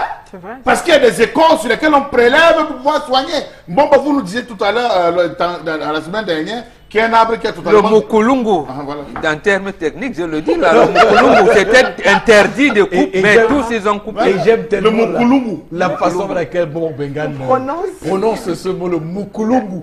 Ça connaît quelle maladie? C'est chargé. Beaucoup. ça a une mystique dans sa prononciation. Vous savez, les mots ne sont pas fortuits. Hein. Quand on choisit un terme, rien que son nom donne le ton. Le Mukulungu. C'est comme le roi des herbes. Vous pouvez marcher sur des... Ça soigne des maladies qui sont aussi difficiles que la prononciation de ce visiblement. Les maladies très difficiles. Le roi des herbes. Il y a des herbes. Le Mukulungu. Oui. Bon, ça c'est la trouvaille de semaine. Alors, vraiment, je vous en prie, madame, monsieur, ramenez-nous notre Mukulungu. Absolument. Parce que c'est important. Ça nous manque. Voilà, ça nous manque. Mais aussi, le Bubinga aussi a des vertus pour soigner. Hein. Bubinga a des vertus. Et si on vous dit ce que les Chinois font avec ce Bubinga-là, quand ça quitte le Cameroun pour chez eux, même alors ces gars, ils ont aussi à faire des choses. Oui, il y a Cédric Tchoukeli qui pense qu'il n'y a pas de solution apparente, qu'on insinue plutôt le corps de cette femme. Ah, ça, c'est l'histoire de ce jour. Hein, le premier sujet qu'on a développé sur ce plateau concernant ce litige autour du lieu d'enterrement de cette dame qui couve entre la belle famille et la famille du monsieur, qui coûte que coûte, vaille que vaille, a décidé que l'enterrement se fera dans son village à Bayon, à lui. Donc, malheureusement, vous savez, en Afrique, il y a toujours des décisions qu'on prend en droite ligne avec les prescriptions de la tradition. Et donc, il y a des personnes malheureuses qui pensent qu'elles peuvent passer outre ces décisions-là. Mais souvent, le mal arrive parce qu'elles se frottent à la force mystique des ancêtres. Quoi qu'en dise Florazé. J'ai rien dit. Il est clair qu'au Cameroun, détruire est plus facile que reconstruire. Ce qui intéresse beaucoup nos gouvernants, c'est de pied nos forêts dans l'ensemble du pays. Et Cédric Ayaoundé pense que tout ceci est pour leur propre intérêt au détriment justement du bien-être social. Et puis c'est vraiment regrettable. Donc la gestion des forêts, donc à l'image. Vous vous êtes pas rendu compte pourquoi de plus en plus au Cameroun on souffre des maladies respiratoires? Tout à fait. On souffre des maladies respiratoires à cause de ça, la destruction. On ne le boise pas. Absolument. C'est pour ça qu'on a des soucis. L'air n'est plus filtré. Dites la vérité, monsieur le chef de l'État. Il faut enquêter, monsieur le chef de l'État. Dites la vérité. Regardez une ville de Douala là. Combien d'arbres ici là assurent le filtrage, le traitement pour nous envoyer de l'oxygène de qualité? On respire la chaleur. Les maisons, ça étouffe. On cuisine dans les maisons. Absence d'aération. Énergie électrique constamment coupée. Bougies, pétrole. Mais voilà ce qu'on vit dans nos villes. Bon, quand vous arrivez encore dans les coins comme là, il y a Cher ça. Amel, je vous sens vraiment... Non, mais justement, je ne parle pas parce que les grandes douleurs sont muettes, mais je suis aussi sidéré. Sauf que je veux qu'on aille plus loin et que la mécanique institutionnelle de ce pays marche. Je pense qu'on a un parlement où il y a une chambre basse et une chambre haute et qu'on a des députés. Donc, les missions sont entre autres, au-delà de voter les lois, d'enquêter sur l'action du gouvernement, de faire des missions d'enquête parlementaire. C'est important aussi que ces parlementaires-là puissent faire leur travail, leur boulot, un temps soit peu, pour qu'on puisse y voir plus clair. Parce que si on a des fonds verts et que ces fonds verts sont dilapidés, comme on le fait, sont charcutés par les gestionnaires indélicats, il va bien falloir que ces gens-là payent. Il faut justement dire aux députés RDPC de se comporter comme les députés de la nation. C'est eux qui récemment ont modifié la feuille de route du Conseil économique et social en lui donnant maintenant un autre axe, c'est-à-dire la régénération des forêts, de parler des problèmes climatiques et de nos forêts. Mais ce Conseil économique et social, vous savez qui est membre là-bas? Il y avait 150 membres, 156 sont morts, il ne reste que 4. Fosso Victor, Zété Emmanuel, Kadi de Fosso et Yang, c'est les 4. Ils vont réfléchir sur le reboisement des forêts. Pourquoi pas? Mais pourquoi le chef de l'État ne complète donc pas? Il doit nommer les chambres consulaires et lui doivent compléter dans la liste. Il reste 146 membres à compléter. Donc si ces députés RDPC demandaient au moins des comptes au ministre en charge des forêts, on me parlait de la faune, de la flore. C'est pour ça que je vous disais tout à l'heure qu'au lieu de mettre en place une politique, on a plutôt réparti le gâteau. On dit ministère, c'était l'environnement et des forêts, et qui était une direction à l'époque. On vous dit non, Le chef de l'État a vu juste, sûrement que les anges du ciel lui ont parlé la nuit. C'est pour ça qu'il a créé le ministère de ceci, de cela. Ou que fait alors ce ministère? Non, bon, quand vous faites seulement, Ministère de la quand un protection ange se va au de- village seulement pour 3 jours, quand elle revient le dimanche, son teint a changé. L'air qu'elle a pris, même vous, lorsque vous allez au village, vous redevenez la respiration, vous êtes requinqué, c'est par rapport à quoi? Vous parlez de quel village, Charles Lamel? Dans mon village. Non, je dis tous les villages, lorsque vous Oui, faites les un villages. au village. La preuve, un parce que je peux vous président dire que voilà, français, le village de le quelqu'un. président français qui s'appelle Giscard d'Estaing, il n'est pas encore mort. Il venait passer ses vacances à l'Est. Voilà. Et il entrait dans la forêt, il Les chassait, il faisait Ouais, tout. Valéry Giscard d'Estaing Alors, qui a été c'était la président Tout en le monde France le sait. de Il vient 74 à faire quoi donc dans 81. la forêt de l'Est? Si vraiment les Noirs, nous sommes les sauvages, les singes. Lui il vient faire Vous nous quoi? parlez encore de Parmi les singes. l'agriculture aérienne, là. Non. Vraiment, on compte là, l'agriculture urbaine. Oui, urbaine, Vous oui. voyez, si ça arrive là, ça veut dire Ouais, qu'il y a à un souci. Tokyo, à Tokyo, au Japon, mais également. Mais il faut aussi dire que ces Européens ont réussi quand même eux aussi à trouver des moyens. Quand vous allez à New York, ils ont un endroit magnifique qu'on appelle Central Park. Oui, Là-bas, c'est une absolument. très Il y a grande beaucoup- forêt Ah en oui. plein milieu de New York. Quand vous faites une balade là-bas, c'est paradisiaque. On dirait, voilà, une forêt. Vous allez vous africaine. balader où ici à Douala? Ton a fait quoi? Non, je pense qu'il y a un projet au niveau de. Le Makepe Misoké. Là où on Papa vend même, Antoné. là où on vend même, Bon, on vend même les propriétés privées de l'État aujourd'hui. Bon, Il y a un Makepe projet, Misoké. Makepe Musoke, qui. Papa Antonin avait donné l'acte de naissance de Makepe Misoké. Oui. Là-bas à COP 21. C'est grave là-bas maintenant, on ne peut que détruire les gens. Et quand il pleut, non? J'ai dit qu'on a détruit les gens à Makepe Misoké jusqu'à. Et quand il pleut, les gens souffrent de ce côté. COP 21. Papa Antonin, pardon. L'acte de naissance de Makepe Misoké que tu avais donné à COP 21 là. Pardon, on récupère. N'est-ce pas? Non, récupère seulement l'acte de naissance de Makepe Misoké parce que c'est encore pire. C'était mieux que tu ne donnes pas le nom. En tout cas, l'acte de naissance. on va dire que le projet Douala ville numérique est en marche. Oui, dans votre numérique, Avec il a le mis les délégué. transporteurs. Il était vice-délégué de gouvernement quand on a vendu le terrain de la place de l'UDEAC. Il les a À recasés. Maersk. Voilà, les Ouais. transporteurs sont là, non pas où garer. Voilà, lui, Bon, lui qui on veut numériser la ville. On va peut-être ne pas épiloguer davantage sur ce sujet. On va aller prendre la revue des réseaux sociaux de ce lundi 9 avril 2018 sur Equinox Télévision, madame, messieurs. Et c'est une signature. Pourquoi j'aime beaucoup ce mot-ci ce matin comme ça? C'est une signature de Florazé. Faites même semblant de signer un peu. Faites semblant de signer Florazé. Moi, je signe. Ah, Ouais, je ok, signe, je d'accord, signe. très bien. Merci Eric. Merci Eric Fopoussi. 3 informations pour cette journée, pour la revue des réseaux sociaux ce matin. Et puis, nous commençons avec l'université de Buea, avec ce problème de faux diplômes qui revient encore sur le carreau. Et puis, c'est cette information qui a fait le tour des réseaux avec le maire de Buea, Patrick Ekema, justement, qui fait donc office de ce scandale. Et puis, on rappelle que jeudi dernier, donc, l'université de Buea a donc siégé et puis à l'unanimité. On est passé à cette décision qui révoquait donc tous les certificats universitaires du maire, Ekeme Patrick Ousenje, et puis selon donc les faits, certains faits qui reviennent sur la toile et puis qui sont avérés, la commission qui a été créée par le nouveau vice-chancellor a donc apporté toutes les preuves justement qui attestent qu'il n'était pas qualifié justement pour enseigner à l'université.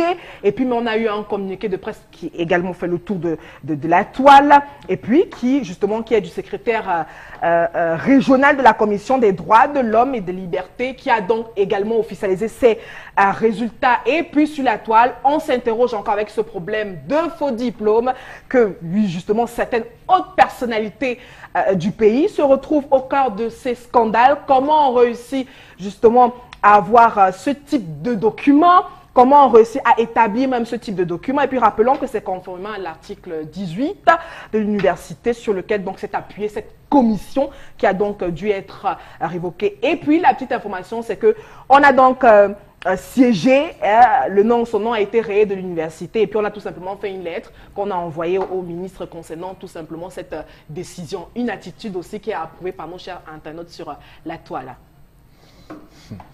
Vraiment, le pays ici, quand même, souvent, hein, ça donne le mal de tête. Parce que, Chalamel, quand on apprend ça, je veux dire, un bon Camerounais, on se demande ce qu'on a fait à Dieu pour mériter un tel pays. Parce que, et ça, je me rappelle toujours de ce livre de Jean-Marc Hela qui dit « Quand l'État pénètre en brousse », parce que, bon, c'est pas vraiment ce que le livre veut dire, mais on a vraiment l'impression que, littéralement, l'État est en train de pénétrer en brousse avec des gens qui donnent des cours à des étudiants alors qu'ils n'en ont pas qualité. Alors, monsieur Fopossi Négou, permettez-moi de vous dire qu'on a eu 4 cas où l'université a siégé dans ce pays pour révoquer et rayer, même si entre guillemets on a eu des cas politiques. Et je vais vous parler d'un cas de que vous avez bonne conscience, celui du professeur Titus Edouard, qu'on avait dit n'avoir même pas le CEP à l'époque, qu'on ne sait pas comment il a fait pour devenir médecin du chef de l'État, rappelez-vous. L'autre cas, ça concerne notre éminent professeur, enfin un professeur qu'on appelle professeur, et qui n'est pas professeur. C'est au 13h, de Yaoundé où on avait suivi, on avait donné tous les noms. Donc je vous assure que des cas, bien avant la mise sur pied du bureau des équivalences, des diplômes et tout, il y a eu de nombreuses personnes qui ont réussi à passer entre les mailles. Et d'ailleurs, il y a même certains qui sont encore assis à ce niveau, qui sont encore assis et qui sont en train de diriger les affaires alors qu'ils n'ont pas de diplôme. Même s'il y a d'autres personnes qui sont en train de tendre des coups bas, qui sont en train de tendre des filets, parce qu'ayant payé de l'argent pour obtenir un doctorat professionnel, et qui ne l'ont pas fait, ils sont en train de faire des coups bas. Bon, ça c'était une digression. Pour revenir au tout-puissant maire. Merci de revenir. Merci de revenir. Une digression pour revenir au tout-puissant maire de Boya. Parce que vous l'appelez avec, il n'y a pas TP, hein, tout-puissant maire de Boya. L'ami personnel du chef de l'État. L'homme qu'on a décoré au grade de chevalier de l'ordre. Faut pas négliger. Faut pas négliger. Mettez tout cela, c'est un tout. L'homme qui a combattu la crise anglophone et qu'on a vu courir dans les rues de Boya avec son arme, cherchant que l'assaillant tirait parce qu'on avait cassé. Celui qui a reçu des mains de Tonin 13 millions de francs CFA pour reconstruire sa maison cassée. Dites-le. C'est lui aujourd'hui qu'on vient nous apprendre qu'on a siégé, l'université a siégé, qu'on l'a rayé, qui n'a pas de licence, qui n'a pas de master, qui n'a pas de GCE Advanced. Non. Non, il a fait comment pour traverser les mailles? Il n'a pas de baccalauréat, il s'est inscrit comment? Tous ceux qui le soutiennent dans le parti au pouvoir sont mentors. Mais ce gars a trompé beaucoup de personnes. Ils sont dangereux. Voilà les individus dangereux pour sa nation. Même son poste, il devait même démissionner. Dès l'instant où on a commencé par évoquer, il devait démissionner de ses fonctions de maire. Alors j'estime que... Les grandes douleurs sont muettes. Non, c'est pas muet, il faut parler. Il faut parler. Il faut parler. La ville de Boya n'a plus besoin de quelqu'un comme ça. Donc il faut le dire aujourd'hui. Il faut marteler parce que Borobengan, c'est ça aussi qui explique pourquoi le pays est dans la situation qu'elle est aujourd'hui. Alors ce matin à la radio, nous évoquons un sujet sur Paul Biya président. Y a-t-il un Paul Biya avant le 6 avril 1984 lors du coup d'État manqué qui soit différent d'un Paul Biya du 6 avril, d'après 6 avril 1984, qui a dû se bunkériser, être moins accessible suite à ce coup d'État manqué de 1984. Donc ça peut aussi montrer se laisser aller, ce manque de suivi des dossiers, parce qu'on évoquait, nous aussi, on faisait le portrait robot d'un bon président, du président idéal, un président qui devrait être à l'écoute des citoyens, qui devrait être celui qui vérifie si ce qu'il a demandé de faire est réellement implémenté sur le terrain. Et on est arrivé à une conclusion qui a été tout à fait lapidaire et sans équivoque. C'est que le président Biya a son tempérament, ça peut avoir ses qualités, mais on relève que les défauts sont beaucoup plus, gagnent beaucoup plus de terrain avec ce qu'on voit actuellement comme cas de faux diplômes. Éric Fopossi Négou, on a découvert les faux diplômes à la présidence de la République et on n'a rien fait à personne. Voilà. On a seulement dit que non, comme Bombok est allé là-bas avec sa licence qui est fausse, il a son certificat d'études primaires indigènes. Ramenez-le là-bas. Maintenant, le salaire que j'ai pris pendant des années, les maisons que j'ai construites, parce que j'ai indûment perçu le salaire de licencié, on fait comment? On a des noms, les sons. Maintenant, il est certifié là. Donnez-lui son salaire. Oui. À la présidence de la République. Donc, c'est lui-même qui alimente. Il alimente comment? Avant d'arriver à vos éperviers et albatros, ça c'est les oiseaux, on était d'abord à la forêt parce que lui aussi s'appelle le lion. La première opération, c'est l'antilope. Le lion a donc dévoré l'antilope. Lorsque, en 87, l'antilope rend public, il y a 16 232 faux fonctionnaires fictifs, parmi lesquels beaucoup ont de faux diplômes. En dehors des salaires multiples qu'on gagnait, ils avaient de faux diplômes. Qu'est-ce qu'on en a fait? On ne sait pas. On ne sait pas. Après, on vous parle de CJPS et tout ça.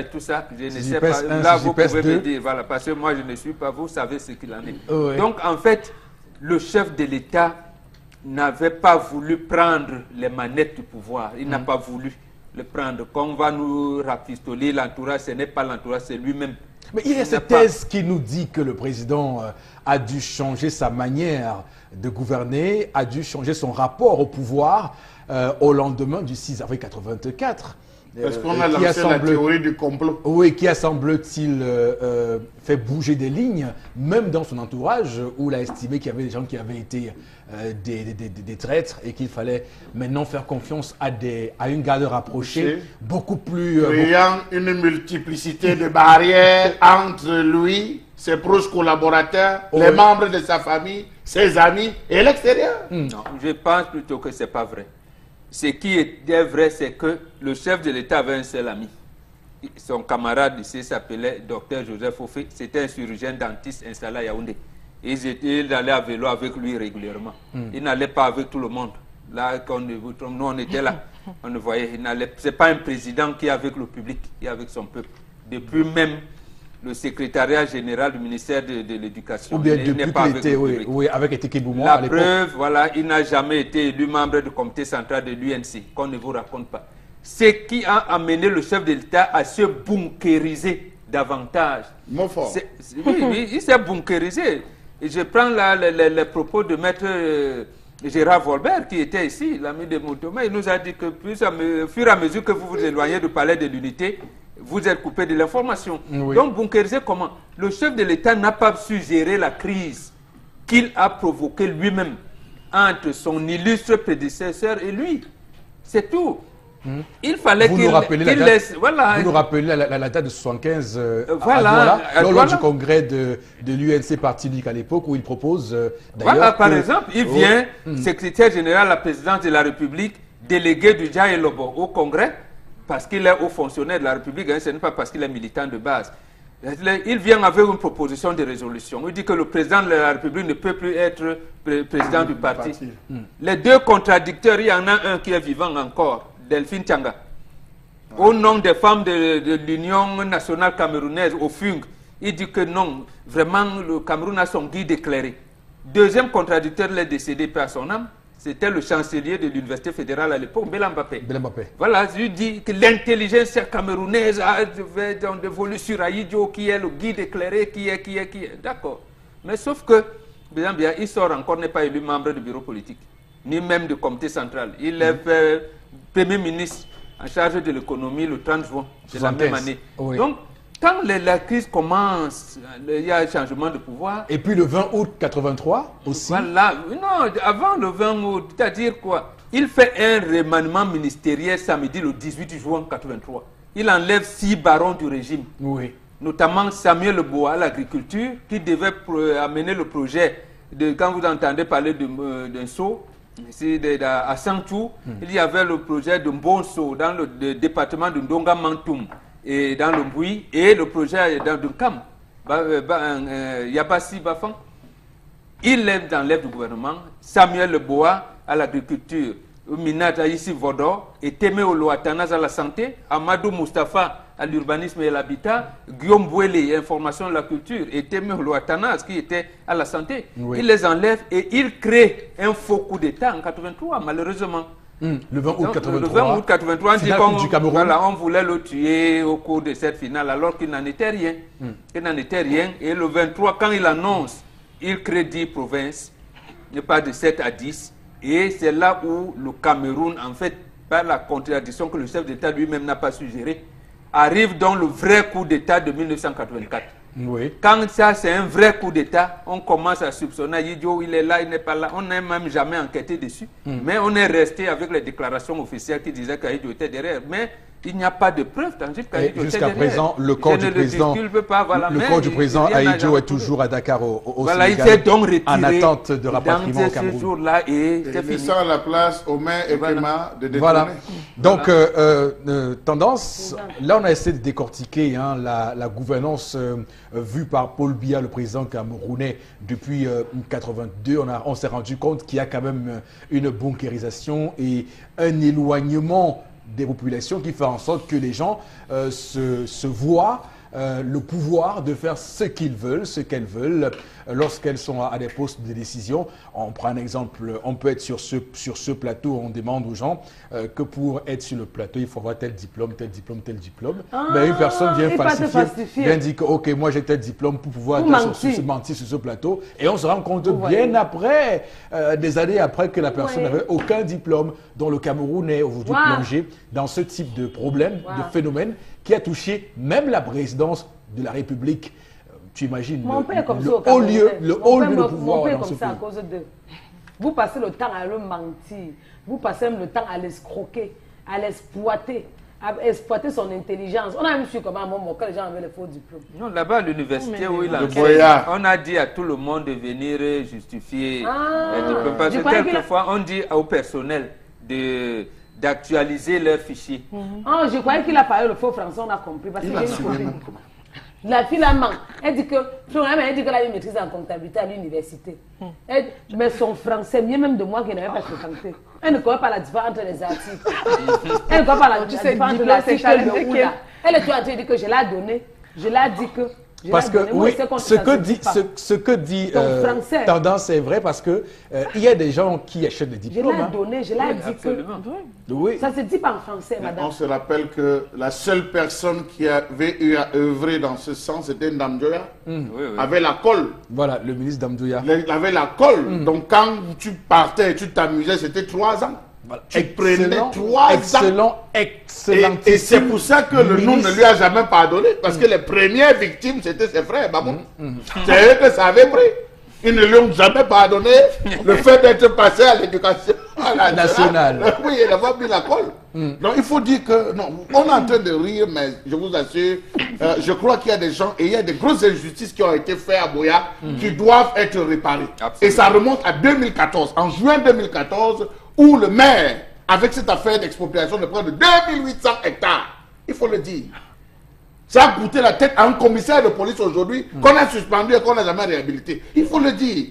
Voilà des gens comme ça qui arrivent et ça, c'est quelque chose d'assez remarquable. Vous avez des individus qui ont des faux diplômes, qui n'ont rien en termes de compétences, mais qu'on positionne à des niveaux de responsabilité. Et c'est grave. On a trouvé la solution à cela, c'est d'avoir un président qui soit présent et qui vérifie tout à la lettre et qui soit dans les dossiers, parce qu'il faut bien pouvoir gérer ces dossiers-là, être au plus près des gens pour pouvoir savoir et débusquer ce type de manquement. Florazé, l'autre information ce matin, c'est laquelle? Oui, la deuxième. C'était avec cette circulaire, encore ce problème de documents confidentiels qu'on retrouve sur la toile, qui font le tour des réseaux sociaux. On se demande bien comment on réussit encore à tomber sur ce type de documents. Alors vous allez voir, on parle des hauts commis de l'État interdits justement de sortir du pays, en fait, ces personnalités. Pour certaines qui ont été, qui ont occupé des postes très importants. Voilà donc un nouveau scénario justement qui se révèle encore. Et puis il y a donc une liste de différentes personnalités et vous savez c'est un document ou alors un communiqué qui est plutôt risible sur la toile. Certains estiment que c'est la pure distraction et justement pure distraction Pourquoi penser justement à l'opération Épervier est vouée à l'échec? Oui, on interdit les personnes sorties du pays. Est-ce que justement ça permettra un bon remboursement des fonds détournés? Voilà donc des interrogations qui sont liées justement à cette fameuse liste. Certains estiment que voilà une liste qu'on nous présente, on a certains noms qui y figurent et qui sont déjà sortis du pays depuis belle lurette. Et on revient encore avec cette liste. Alors, que penser justement de ce communiqué? En tout cas, sur la toile, on s'interroge et beaucoup de Camerounais n'attendent plus rien de cette opération Épervier. Oui, alors ce qu'il faut dire, c'est que au Cameroun, chaque dernier jeudi du mois se tient à l'immeuble Étoile. C'est dans les services du Premier ministre, un conseil de cabinet. Et donc, lors de ce dernier conseil de cabinet, en marge de cette rencontre entre le Premier ministre et les différents ministres, entre le Premier ministre et ses ministres, c'est comme ça qu'il est important de le signaler. Donc, publie une note dans le document dans lequel il enjoint les fonctionnaires à respecter la confidentialité conformément à ce que dit le statut général de la fonction publique. Mais sauf que quelques jours après, on se rend compte des documents comme ça, confidentiels, qui se retrouvent encore dans les réseaux sociaux. Boro Bengan, je commence par vous. Que révèle cette histoire? Ça révèle, j'allais dire, un manque de cohésion dans l'action gouvernementale, première chose. Deuxième chose, ça marque que pendant longtemps, l'administration publique camerounaise est restée longtemps dans le giron du parti au pouvoir. Et comme les réseaux se battent entre eux et qu'il n'y a pas d'arbitre, et chacun peut se permettre certains écarts de comportement. C'est ça, en fait. Lorsqu'on disait encore au chef de l'État que l'administration est neutre, elle ne doit pas être impliquée dans les affaires politiques du pays, on avait pensé que non, c'était une mauvaise chose. Voilà comment ça se retourne. En fait, c'est notre administration qui est en train de se faire harakiri. Les seules notes confidentielles qui pouvaient parvenir dans les rédactions, ça continue toujours à le faire parce que nous, on en a bénéficié dans une autre vie. On pouvait vous donner des allocutions, même chef de l'État. Mais on met un embargo jusqu'au prononcé. On vous donne des trucs de telle manière que, en voulant analyser le discours du chef d'État ou bien beaucoup d'autres choses, vous attendez pour vous permettre d'avoir des éléments. Mais le embargo jusqu'au prononcé. Or, des notes confidentielles ne devraient pas sortir. Ne devraient pas. Et il y a donc des annotations. Quand un dossier, que ce soit peut-être Charles Hamel qui est le dernier parcouru, quand ça prend le chemin, dès que ça arrive à mon niveau, service de temps, j'ai même une griffe. Et quand le document est rendu public, qui est confidentiel rendu public, on sait qu'il n'y a pas la griffe de Flora. Il y a nos 3 griffes. C'est sorti où on peut remonter et savoir que non, même bon, c'est vous qui avez mis la dernière griffe. Donc, c'est vous qui étiez le dernier. On a déjà vu les griffes des autres. Donc, as-tu retourné le dossier chez tes collègues? Pourquoi le dossier n'a plus suivi le chemin? Donc, on avait les habitudes de mettre ça. D'accord, bon. Charles Hamel, également. Vraiment, mais les mécanismes, ça c'était avec les téléphones Android 10. Nous sommes avec les Android. Donc, vous faites maintenant un décret, vous dites que les Android n'entrent plus. Je vais vous prendre le cas d'un directeur d'un ministère dont l'imprimante était tombée en panne. L'imprimante et la photocopieuse en même temps, bon, c'était un complet, est tombée en panne. Il a dû faire une requête et il a attendu 3 mois pour qu'on change son imprimante et son photocopieur. Entre-temps, il faisait ça où? Les documents imprimés à photocopier faisaient au rez-de-chaussée. Non. Vous dites non? Je vous parle des choses de l'administration, je vous dis les choses de l'administration. Eh oui, la lenteur se vit même en interne. Donc voilà un gars qui va transporter le courrier. Vous avez des patrons qui, au lieu de passer par les directeurs, passent par leur plancton et leur tinda pour transmettre des informations. C'est vrai. C'est vrai. Il faut le dire dans l'administration. Ah oui, c'est le TINA qui vient vous donner l'information. Parce qu'ils ont peur des directeurs. Qu'est-ce qui est Non, parce qu'il veut démontrer qu'il a le contrôle. Vous êtes là, vous n'êtes que des brouillons. C'est lui qui contrôle. Tout passe par lui et c'est lui qui sait comment il gère l'information. Ça peut être un plancton qui a mis cela dehors. Encore que Vous n'avez jamais connu des affaires secrètes de la présidence. Sur l'état de santé, sur l'état de ci, sur l'état de ça, sur l'état de Y. C'est des choses bien ciblées qui sont mises dehors. Donc j'en viens à cela.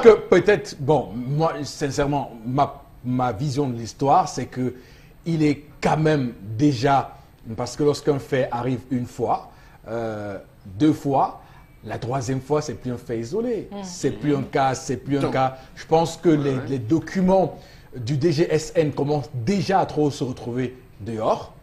C'est les réseaux, c'est la politique de réseau. C'est une politique. Donc, monsieur Martin Bagagele, non, je ne veux pas, je ne sais pas, je pense qu'il y a des Vous pouvez dire même que c'est lui, alors que ce n'est même pas à son niveau. Mais sauf que... Oui, ce n'est même pas à son niveau, ne les accusons pas. Sauf que la première responsabilité incombe qui alors Charles Abel, je n'accuse personne.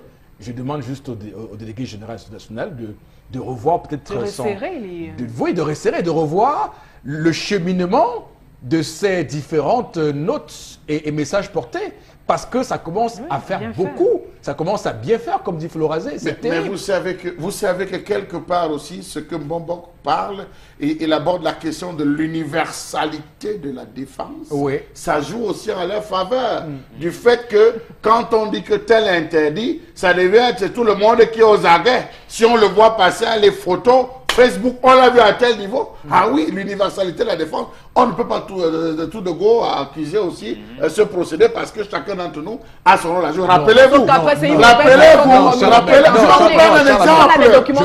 vais vous prendre un exemple. Rappelons-nous d'Akoneze. On avait pris à Konose où? À la frontière. Qui avait passé le coup de fil. C'est ça, je vous dis que là, c'est l'universalité de la défense pour répondre à ce que dit c'est l'universalité de la défense, tendance, clairement. Quand une personne est interdite de sortie du territoire, comme vous le dites si bien ici, je pense qu'il y a des canaux sécurisés, des agents judiciaires de la police qui doivent s'assurer de ça. Il n'y a pas que nous, le citoyen lambda, soit au courant. Nous ne sommes pas. Quand c'est un wanted, quand c'est un... On met tous... Maintenant que c'est dehors, en marchant, je les contrôle. Non, tous avons vu des moi-même, je les contrôle désormais. C'est pas votre rôle, Chalamel. Non, je dis que je participe à l'universalité de la défense. C'est pas votre rôle. Je participe. Si on voulait que vous participiez, on publiait un message en bonne et due forme. Si je veux pas prendre la pirogue ici, là, je vais filmer. Ça ne sert. Les voici qui me fuient. On man'oron. Ça nous aide. Merci de me bâillonner sur ce plateau. Non, c'est pas le bâillonnement. C'est pas le bâillonnement. Non, mais je me sens muselé sur ce plateau. Non, mais je me sens muselé sur ce plateau. Tendance, même toi. Je suis dépassée. Moi, je suis dépassée parce qu'on a des interdits qu'on ne veut plus les choses d'une gomme sur les réseaux sociaux. Vous pouvez même comment? D'abord, même les téléphones que vous entrez dans les bureaux, on va vous défendre de ça. C'est quoi? On ne peut plus respirer. Moins de trucs du gouvernement, vous allez me dire sur les réseaux sociaux. Il faut qu'on bloque même Facebook là. Monsieur Fopossi, j'ai expliqué tout à l'heure le procédé. Mais en fait, je n'ai pas donné mon avis. Moi, je partage mon point de vue, c'est que ça doit être dehors. Ça doit être dehors. Non. Mais comment se fait-il? Et moi, je vois une manipulation dans ce dossier, même ce qui est là. Pourquoi mettre le nom de Dayas Moumouni, dont on sait que depuis Metoucha, Lévi n'est plus là? Ça veut dire la chose suivante. Soit il y avait donc cette note confidentielle qui est restée confidentielle pendant et que quelqu'un avait caché. Avec le réaménagement actuel, on a donc ressorti cela, mais il faut réactualiser. On a juste changé de date. Voilà, on a réactualisé. On a juste changé de date. Un bon inspecteur. En tout cas, ce qui est certain, c'est que ce matin, lorsque je rendais l'information, j'ai sorti une phrase, une interrogation, et tout le monde m'est tombé dessus. J'ai dit, l'épervier serait-il en train de s'affoler? Parce qu'il convient bien de se poser cette question. Est-ce que l'épervier vole encore? Il convient de l'épervier a se eu poser cette question. du plomb dans l'aile. Parce que là, c'est compliqué. Là, c'est compliqué. Ça devient très compliqué. Ça veut donc dire que c'est ça. Et on a vu quelqu'un, quand vous dit qu'on l'a arrêté au Nigeria quelque part, non? Oui. Et on ne nous a pas encore dit les gens qui étaient dans la mer. Oui. Donc, c'est l'universalité de la défense. Maintenant, il faut que ce nom soit connu. Moi qui vais à chaque fois, tout le temps. Moi, quand même, ce que je veux dire, je suis un peu surpris du fait qu'il y ait des noms de personnes qui sont encore en fonction. Notamment Magloire Ondoa, Minkwaché, c'est des gens qui sont David Koto Emmanuel, Gérard Assou. mais c'est des gens qui sont encore en fonction. Oui, Comment est-ce qu'on peut interdire à certaines personnes qui sont encore en fonction et dont la fonction, justement, peuvent appeler à représenter le Cameroun à l'étranger? On aurait dû les démettre d'abord de leur fonction, je ne sais pas, avant de poser cette interdiction. Ou bien les mettre en examen, savoir s'ils sont blanchis ou pas. Parce qu'il faut avoir un forum international sur les énergies et la téléphonie. Et c'est donc à ce niveau que votre principe de l'universalité de la défense a des limites. Parce que si on fait une enquête judiciaire sur vous, Charles Abel, je pense que lorsque on publie un message porté de décision du territoire, c'est une mesure préventive. On ne sait jamais, vous pouvez sortir sans le savoir, mais sauf qu'en secret, on est en train de pionner votre dossier pour voir ce qui se passe. Donc pour l'instant, il n'y a pas encore d'éléments fondés, clairs.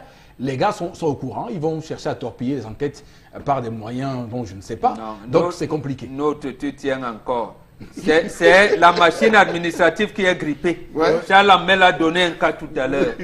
Comment un directeur d'une administration centrale reste sans photocopier, sans du pendant de l'année. Très bien. Alors, Florazé, rapidement, la troisième information ce matin. La dernière, vous nous avez amené à Central Park. Je vous emmène à la 5e avenue à Manhattan. Bon, pour parler justement. Restons à New York alors. Oui, on reste à New York. C'est beau, mon Dieu. Avec cet appartement, l'appartement et un bureau qui a donc pris feu ce week-end, samedi précisément, au niveau du 5e étage. On est justement à la Trump Tower. Alors justement, après, il y a quand même eu quelques blessés graves. On rappelle que le président Trump, sa femme Melania, son fils n'étaient pas sur les lieux. Mais après, il a donc fait un tweet, Donald Trump. Il a dit le feu s'est déclaré à la Trump Tower, bien confiné, c'est-à-dire bâtiment bien construit. Les pompiers, hommes et femmes, ont fait du très bon travail. Alors, merci. On rappelle que les pompiers de la ville de New York ont fait vite de maîtriser les flammes. Quelques blessés très graves, mais on parle également de quelques, en tout cas non officiels. Mais on rappelle que cette information aussi a été relayée par la BBC. Et puis les propriétaires, justement, on le rappelle, n'étaient pas sur les lieux, donc du drame. Voilà. D'accord. Il n'y a pas eu de mort. Pour le moment, c'est là où ils habitent. C'est les appartements un peu partout. Non, mais la Trump Tower. ils sont à la Maison Blanche. Mais... Non, ils ont dit qu'ils n'étaient pas là. Ou bien au Canada. Ils pouvaient se retrouver là aussi. Ou bien au Canada en français, pour être pur. Là. Merci beaucoup, Florazé, pour ces informations sur les réseaux sociaux. Le temps pour nous de prendre interpellation. À tout de suite, madame, messieurs.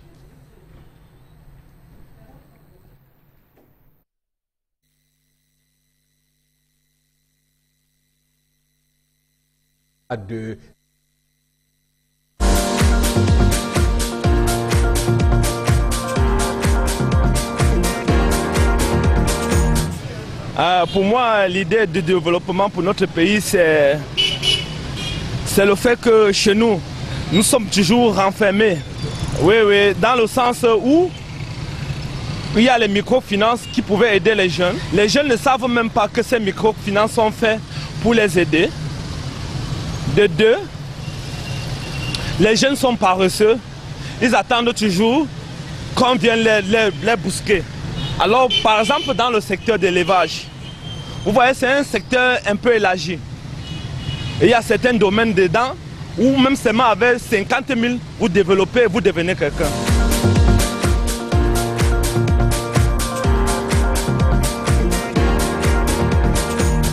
Voilà la question qu'on se pose ce matin au lendemain des élections au Conseil national de la jeunesse du Cameroun. Élection houleuse, on va le dire, avec tout ce qu'on a décrié sur ce plateau comme fausse identité et multiples identités en termes d'actes de naissance. On parle de la jeunesse qui a été là au cœur d'un gros scandale, et notre compatriote parle de jeunesse paresseuse qui n'a pas forcément la pensée et l'innovation qu'il faut, l'ingénieuse idée de créer de la richesse. Boro Bengan.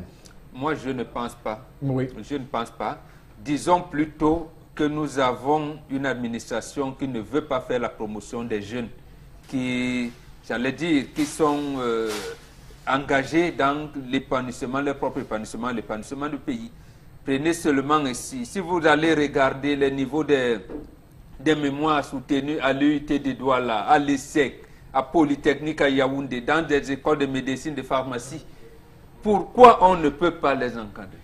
Autre chose, on a quand même mis en place ce qu'on appelle une bourse de sous-traitance et de partenariat. Les entreprises affiliées à ces bourses, dernièrement on vous dit, nous sommes tous au courant, le ministère Motaze vient dire, oh non, les 700 milliards là que réclament les PME camerounaises, je vais auditer encore le compte. Il vient dire, je vais payer 30 milliards, on vous dit non, monsieur le ministre, c'est pas ça. C'est-à-dire qu'il y a les jeunes entrepreneurs dans ce pays. C'est précisément parce qu'on n'a pas voulu faire leur épanouissement que ceux qui sont dans l'alcool et qu'on amène comme charters électoraux, qu'on voit toujours comme cobaye électoral. Vous avez vu, on a pris les étudiants à Tchang pour aller à Fontaine dernièrement. Vous voyez ce qui est arrivé. Voilà, vous avez vu ce qui s'est passé. Et après, vous allez voir. Donc, non, il y a des jeunes Camerounais brillants. J'ai dit brillants sur toutes les disciplines.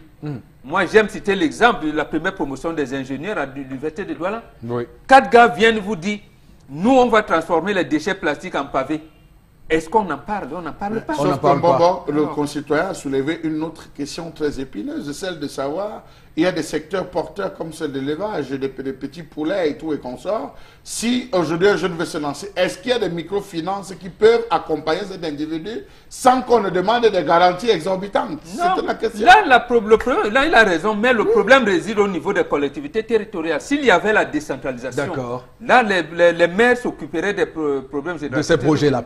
Madame, monsieur, c'est tout pour interpellation de ce matin. La suite, la voici. Que la nourriture colle constamment à votre poêle? Fatigué de frotter, gratter et d'abîmer vos poêlons? Eh bien, j'ai la solution. Bonjour, ici Cathy Mitchell, avec ma nouvelle poêle Red Copper. Cette poêle révolutionnaire est faite de céramique non collante et de cuivre super solide. Garantie de rester sans égratignure. Pas de rayures et pas de résidus collés. Elle est légère et extra résistante. Elle ne s'égratigne pas et elle ne s'effrite pas dans votre repas. Regardez, des biscuits trempés dans le sucre à la cannelle et glacés de caramel collant. Mettez au four. Red Copper va au four avec sa poignée qui résiste jusqu'à 500 degrés Fahrenheit et le tout glisse tout seul. Miam! Cuisine et santé. Des lanières de poulet presque sans gras et presque sans huile. Red Copper utilise un cuivre pur à 100%, si durable que vous pouvez couper du beefsteak et des oignons pour un sandwich au steak et fromage fondant. Rien ne colle. Battez-y les œufs sans bol à mélanger. Fouetter, cuire, frire et même retourner. C'est vraiment la poêle la plus polyvalente sur le marché. Et en plus, elle va au lave-vaisselle.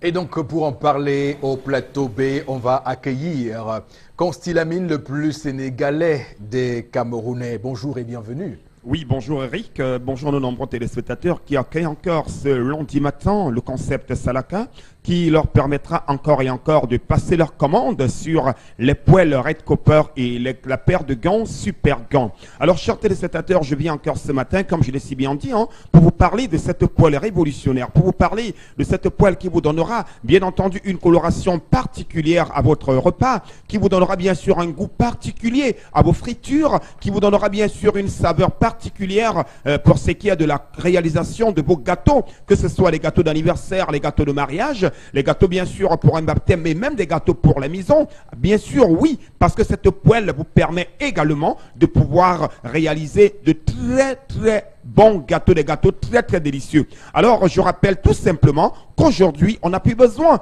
d'acheter de gauche à droite. Non, on reste à la maison, on se connecte à la télévision Equinox ou à la radio Equinox, on passe sa commande quand c'est l'heure du Salaka. Et parce que ce matin, nous allons vendre une fois de plus ces poêles Red Copper. Regardez comment c'est nyanga, regardez comment c'est stylé. Je rappelle que ça ne colle pas, ça il faut le rappeler, chers téléspectateurs. Oui, ça ne colle pas, ça ce sont les poêles qui vous permettent bien entendu de pouvoir ressortir votre poisson tel qu'il a été bien entendu posé sur la poêle. Oui, ça il faut le rappeler, aucune partie ne quittera sur votre poisson quand vous allez utiliser cette poêle Red Copper qui ne coûte que la somme de 15 000 francs. Oui, je dis bien 15 000 francs pour acheter votre poêle Red Copper.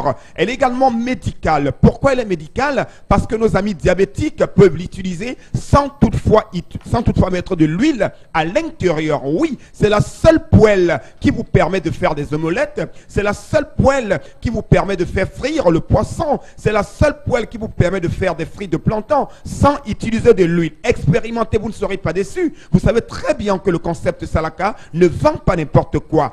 quand on décide de vendre un produit, c'est qu'il est vraiment de très bonne qualité. Voilà pourquoi je viens tous les jours à la radio et télévision Equinox vous parler des produits commercialisés par le concept Salaka. Et ce matin, je parle et je reparle encore de cette poêle de qualité supérieure qui ne coûte que la somme de 15 000 francs. Oui, arrêtons d'acheter les poêles de gauche à droite. Oui, arrêtons d'acheter n'importe quoi. Optons pour la qualité, optons pour la garantie, optons pour la sécurité culinaire, optons pour des poêles Red Copper qui ne coûtent que la somme de 15 000 francs. Oui, je dis bien 15 000 francs. Elle est économique. Oui, pourquoi économique? Parce qu'on n'a plus besoin d'utiliser de l'huile. Elle est pratique. Oui, pourquoi pratique? Parce qu'en quelques secondes, vous avez bien entendu votre poisson qui est déjà frit. En quelques secondes, vous avez bien sûr votre omelette prête à consommer. Alors n'hésitez surtout pas. Passez votre commande au numéro de téléphone qui s'affiche au bas de l'écran. Je rappelle qu'elle ne coûte que la somme de 15 000 francs seulement. Alors à présent, nous allons passer à un autre produit. Et l'autre produit, c'est bien entendu votre paire de super gants, juste après ceci.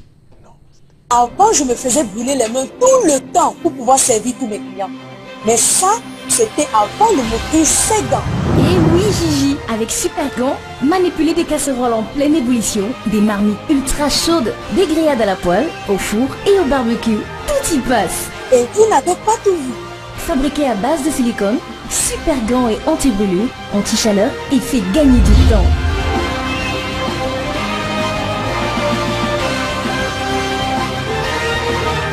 Avec Super Gants, vous allez aimer cuisiner. Constylamine. Oui, bien entendu, avec Super Gants, vous allez aimer cuisiner. Ah ben oui. Ah ben oui, je continue de voir les gens qui se plaignent. Oui, ils disent ouais, je viens de me faire brûler, je viens. Non, c'est terminé. Avec cette paire de gants, baptisée Super Gants, vous n'aurez plus besoin, bien sûr, d'être brûlé pendant votre cuisson. Vous n'aurez plus besoin d'avoir des problèmes de cuisine. Non, c'est terminé parce que Super Gants vous permet d'être à l'abri des brûlures, parce que Super Gants vous facilite la cuisine, parce que Super Gants vous rend la cuisine encore plus belle. Oui, plus belle, parce qu'avec Super Gants, on peut retirer ses aliments en pleine cuisson. Avec Super Gants, on peut retourner son plantain, on peut retourner sa prune, on peut retourner son maïs en pleine braise sans toutefois s'inquiéter. Elle est sécurisante, elle est bien entendu, c'est-à-dire elle vous protège contre les brûlures. Cette paire de gants que vous retrouverez tout simplement en appelant à nos numéros de téléphone qui s'affichent à l'instant au bas de votre petit écran. Passez vos commandes, quel qu'en soit où vous êtes. Optez pour la qualité, optez pour la sécurité, optez bien sûr pour une garantie culinaire, optez pour votre paire de Super Gants qui coûte uniquement la somme de 6 000 francs la paire. Oui, je dis bien 6 000 francs la paire, notamment deux gants à 6 000 en appelant tout simplement à nos numéros de téléphone. Et pour tous ceux qui seront parmi les premières personnes à nous appeler, auront bien sûr l'occasion d'acheter la poêle Red Copper et la paire de Super Gants en déboursant tout simplement la somme de 18 500 francs seulement. Oui, dès que vous appelez à l'instant, vous êtes livré avec 18 500 francs. Vous avez droit à une poêle Red Copper et à votre paire de Super Gants en appelant tout simplement à nos numéros de téléphone. Ouais. Merci et surtout, bon début de semaine. Merci beaucoup Constylamine. On se retrouve très rapidement sur Equinox Télévision avec vous Flora Zé. On va rapidement prendre quelques messages de téléspectateurs qui souhaitent avoir voix au chapitre sur les différents thèmes que nous développons sur ce plateau et qui intéressent à coup sûr. Apollin à Djombe, nous saluons d'ailleurs toute la population de Djombe, pense que nous sommes tous concernés par les affaires de l'État. Ceci fait une armée pour notre nation. Voilà. Absolument. Je crois que... Bobo, vous restez sur votre ligne, hein, vous ne bougez pas. C'est très long ça. Non, non, il y a un message qui est très long, donc on ne pourra pas... Alors, bonjour. Mais pourquoi pas? C'est très long, hein. Pourquoi pas? Alors, un autre message ce matin. On va faire comment? Quand bien même vous voulez faire, vous allez loin dans les études, jusqu'au professorat, par exemple, vous avez des encadreurs qui vous vissent, qui vous bloquent même à la limite. C'est Ndassi depuis Yaoundé. Okay, il fait référence à l'information des réseaux sociaux. À propos de faux diplômes, le souci se poursuit. Se vit aujourd'hui dans nos universités avec des masters, des doctorats fabriqués. Autre SMS, de grâce, évitons la romance, la remontrance intellectuelle et de se référer à l'Occident sans repère. Non, je pense qu'il veut dire une chose. C'est nous qui pensons que quand on va à l'école, on doit sortir, avoir le diplôme, travailler. L'université, vous dites, c'est le temple du savoir. Moi, je n'y ai jamais été. Mais quand les gens comme Daniel Ndo, vous voulez faire dans le cinéma, vous pouvez bien enseigner à l'université, même si vous n'avez pas cette licence-là, cette doctorat. Bien, on vous prend comme celui qui maîtrise son art, qui vient enseigner. Dernièrement, on dit docteur Bingono Bingono. Il fait une thèse de doctorat sur la sorcellerie. Qui peut lui apporter une contradiction ici? Parmi ceux qui sont agrégés en agrégation là. Donc, quand on vient donc lui donner une thèse de doctorat, je suis d'accord, mais il va donc enseigner la sorcellerie à l'université? Non, ça veut dire qu'on pouvait l'accepter, qu'il dispense des cours sur la culture, sur ce qu'on appelle la magie, la sorcellerie et tout ça, sans qu'on ait l'obligation de lui faire soutenir une thèse. Sauf que désormais, ce n'est plus nul n'entre ici s'il est géomètre, mais c'est plutôt nul n'entre ici s'il n'est diplômé. Ah bon, c'est pour ça donc que ça crée des la diplômite aiguë. Et voilà, ils sont là. On nomme maintenant les morts. Il y a Maxwell Obakar peut-être qui accompagne ce que vous dites. Le mérite ne se paye pas au Cameroun. Ce dernier a su tromper pour se hisser là-haut. C'est pour démontrer encore que le mérite ne sera jamais reconnu au Cameroun, donc que Dieu nous garde tout simplement. Maxwell Obakar. Oui, Obakar Maxwell. Et un dernier message, Florazé. Oui, un dernier message par rapport aux documents confidentiels qui se retrouvent sur la toile. J'aimerais vous dire que nous devons tout simplement faire attention aux nouvelles imprimantes que nous achetons, car elles sont dotées des puces pour enregistrer automatiquement tout ce qu'on photocopie. C'est Arnaud qui a...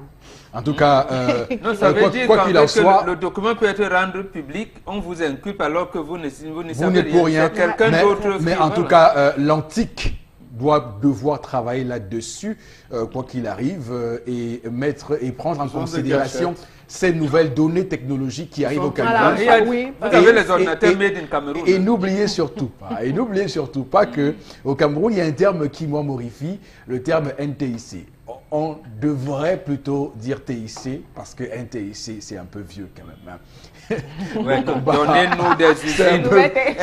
Est-ce qu'il existe des imprimantes, des ordinateurs made in Cameroun? Il n'y a pas des ingénieurs camerounais, il y en a-t-il? Mais non. Voilà. Mais non, malheureusement. Peut-être qu'il est temps aussi qu'on en... Les Chinois nous aident. Peut-être qu'il est temps qu'on en fasse au Cameroun. Merci beaucoup sur le plateau, cher Lamel Bachou et la colère de ce matin qui a été le reboisement.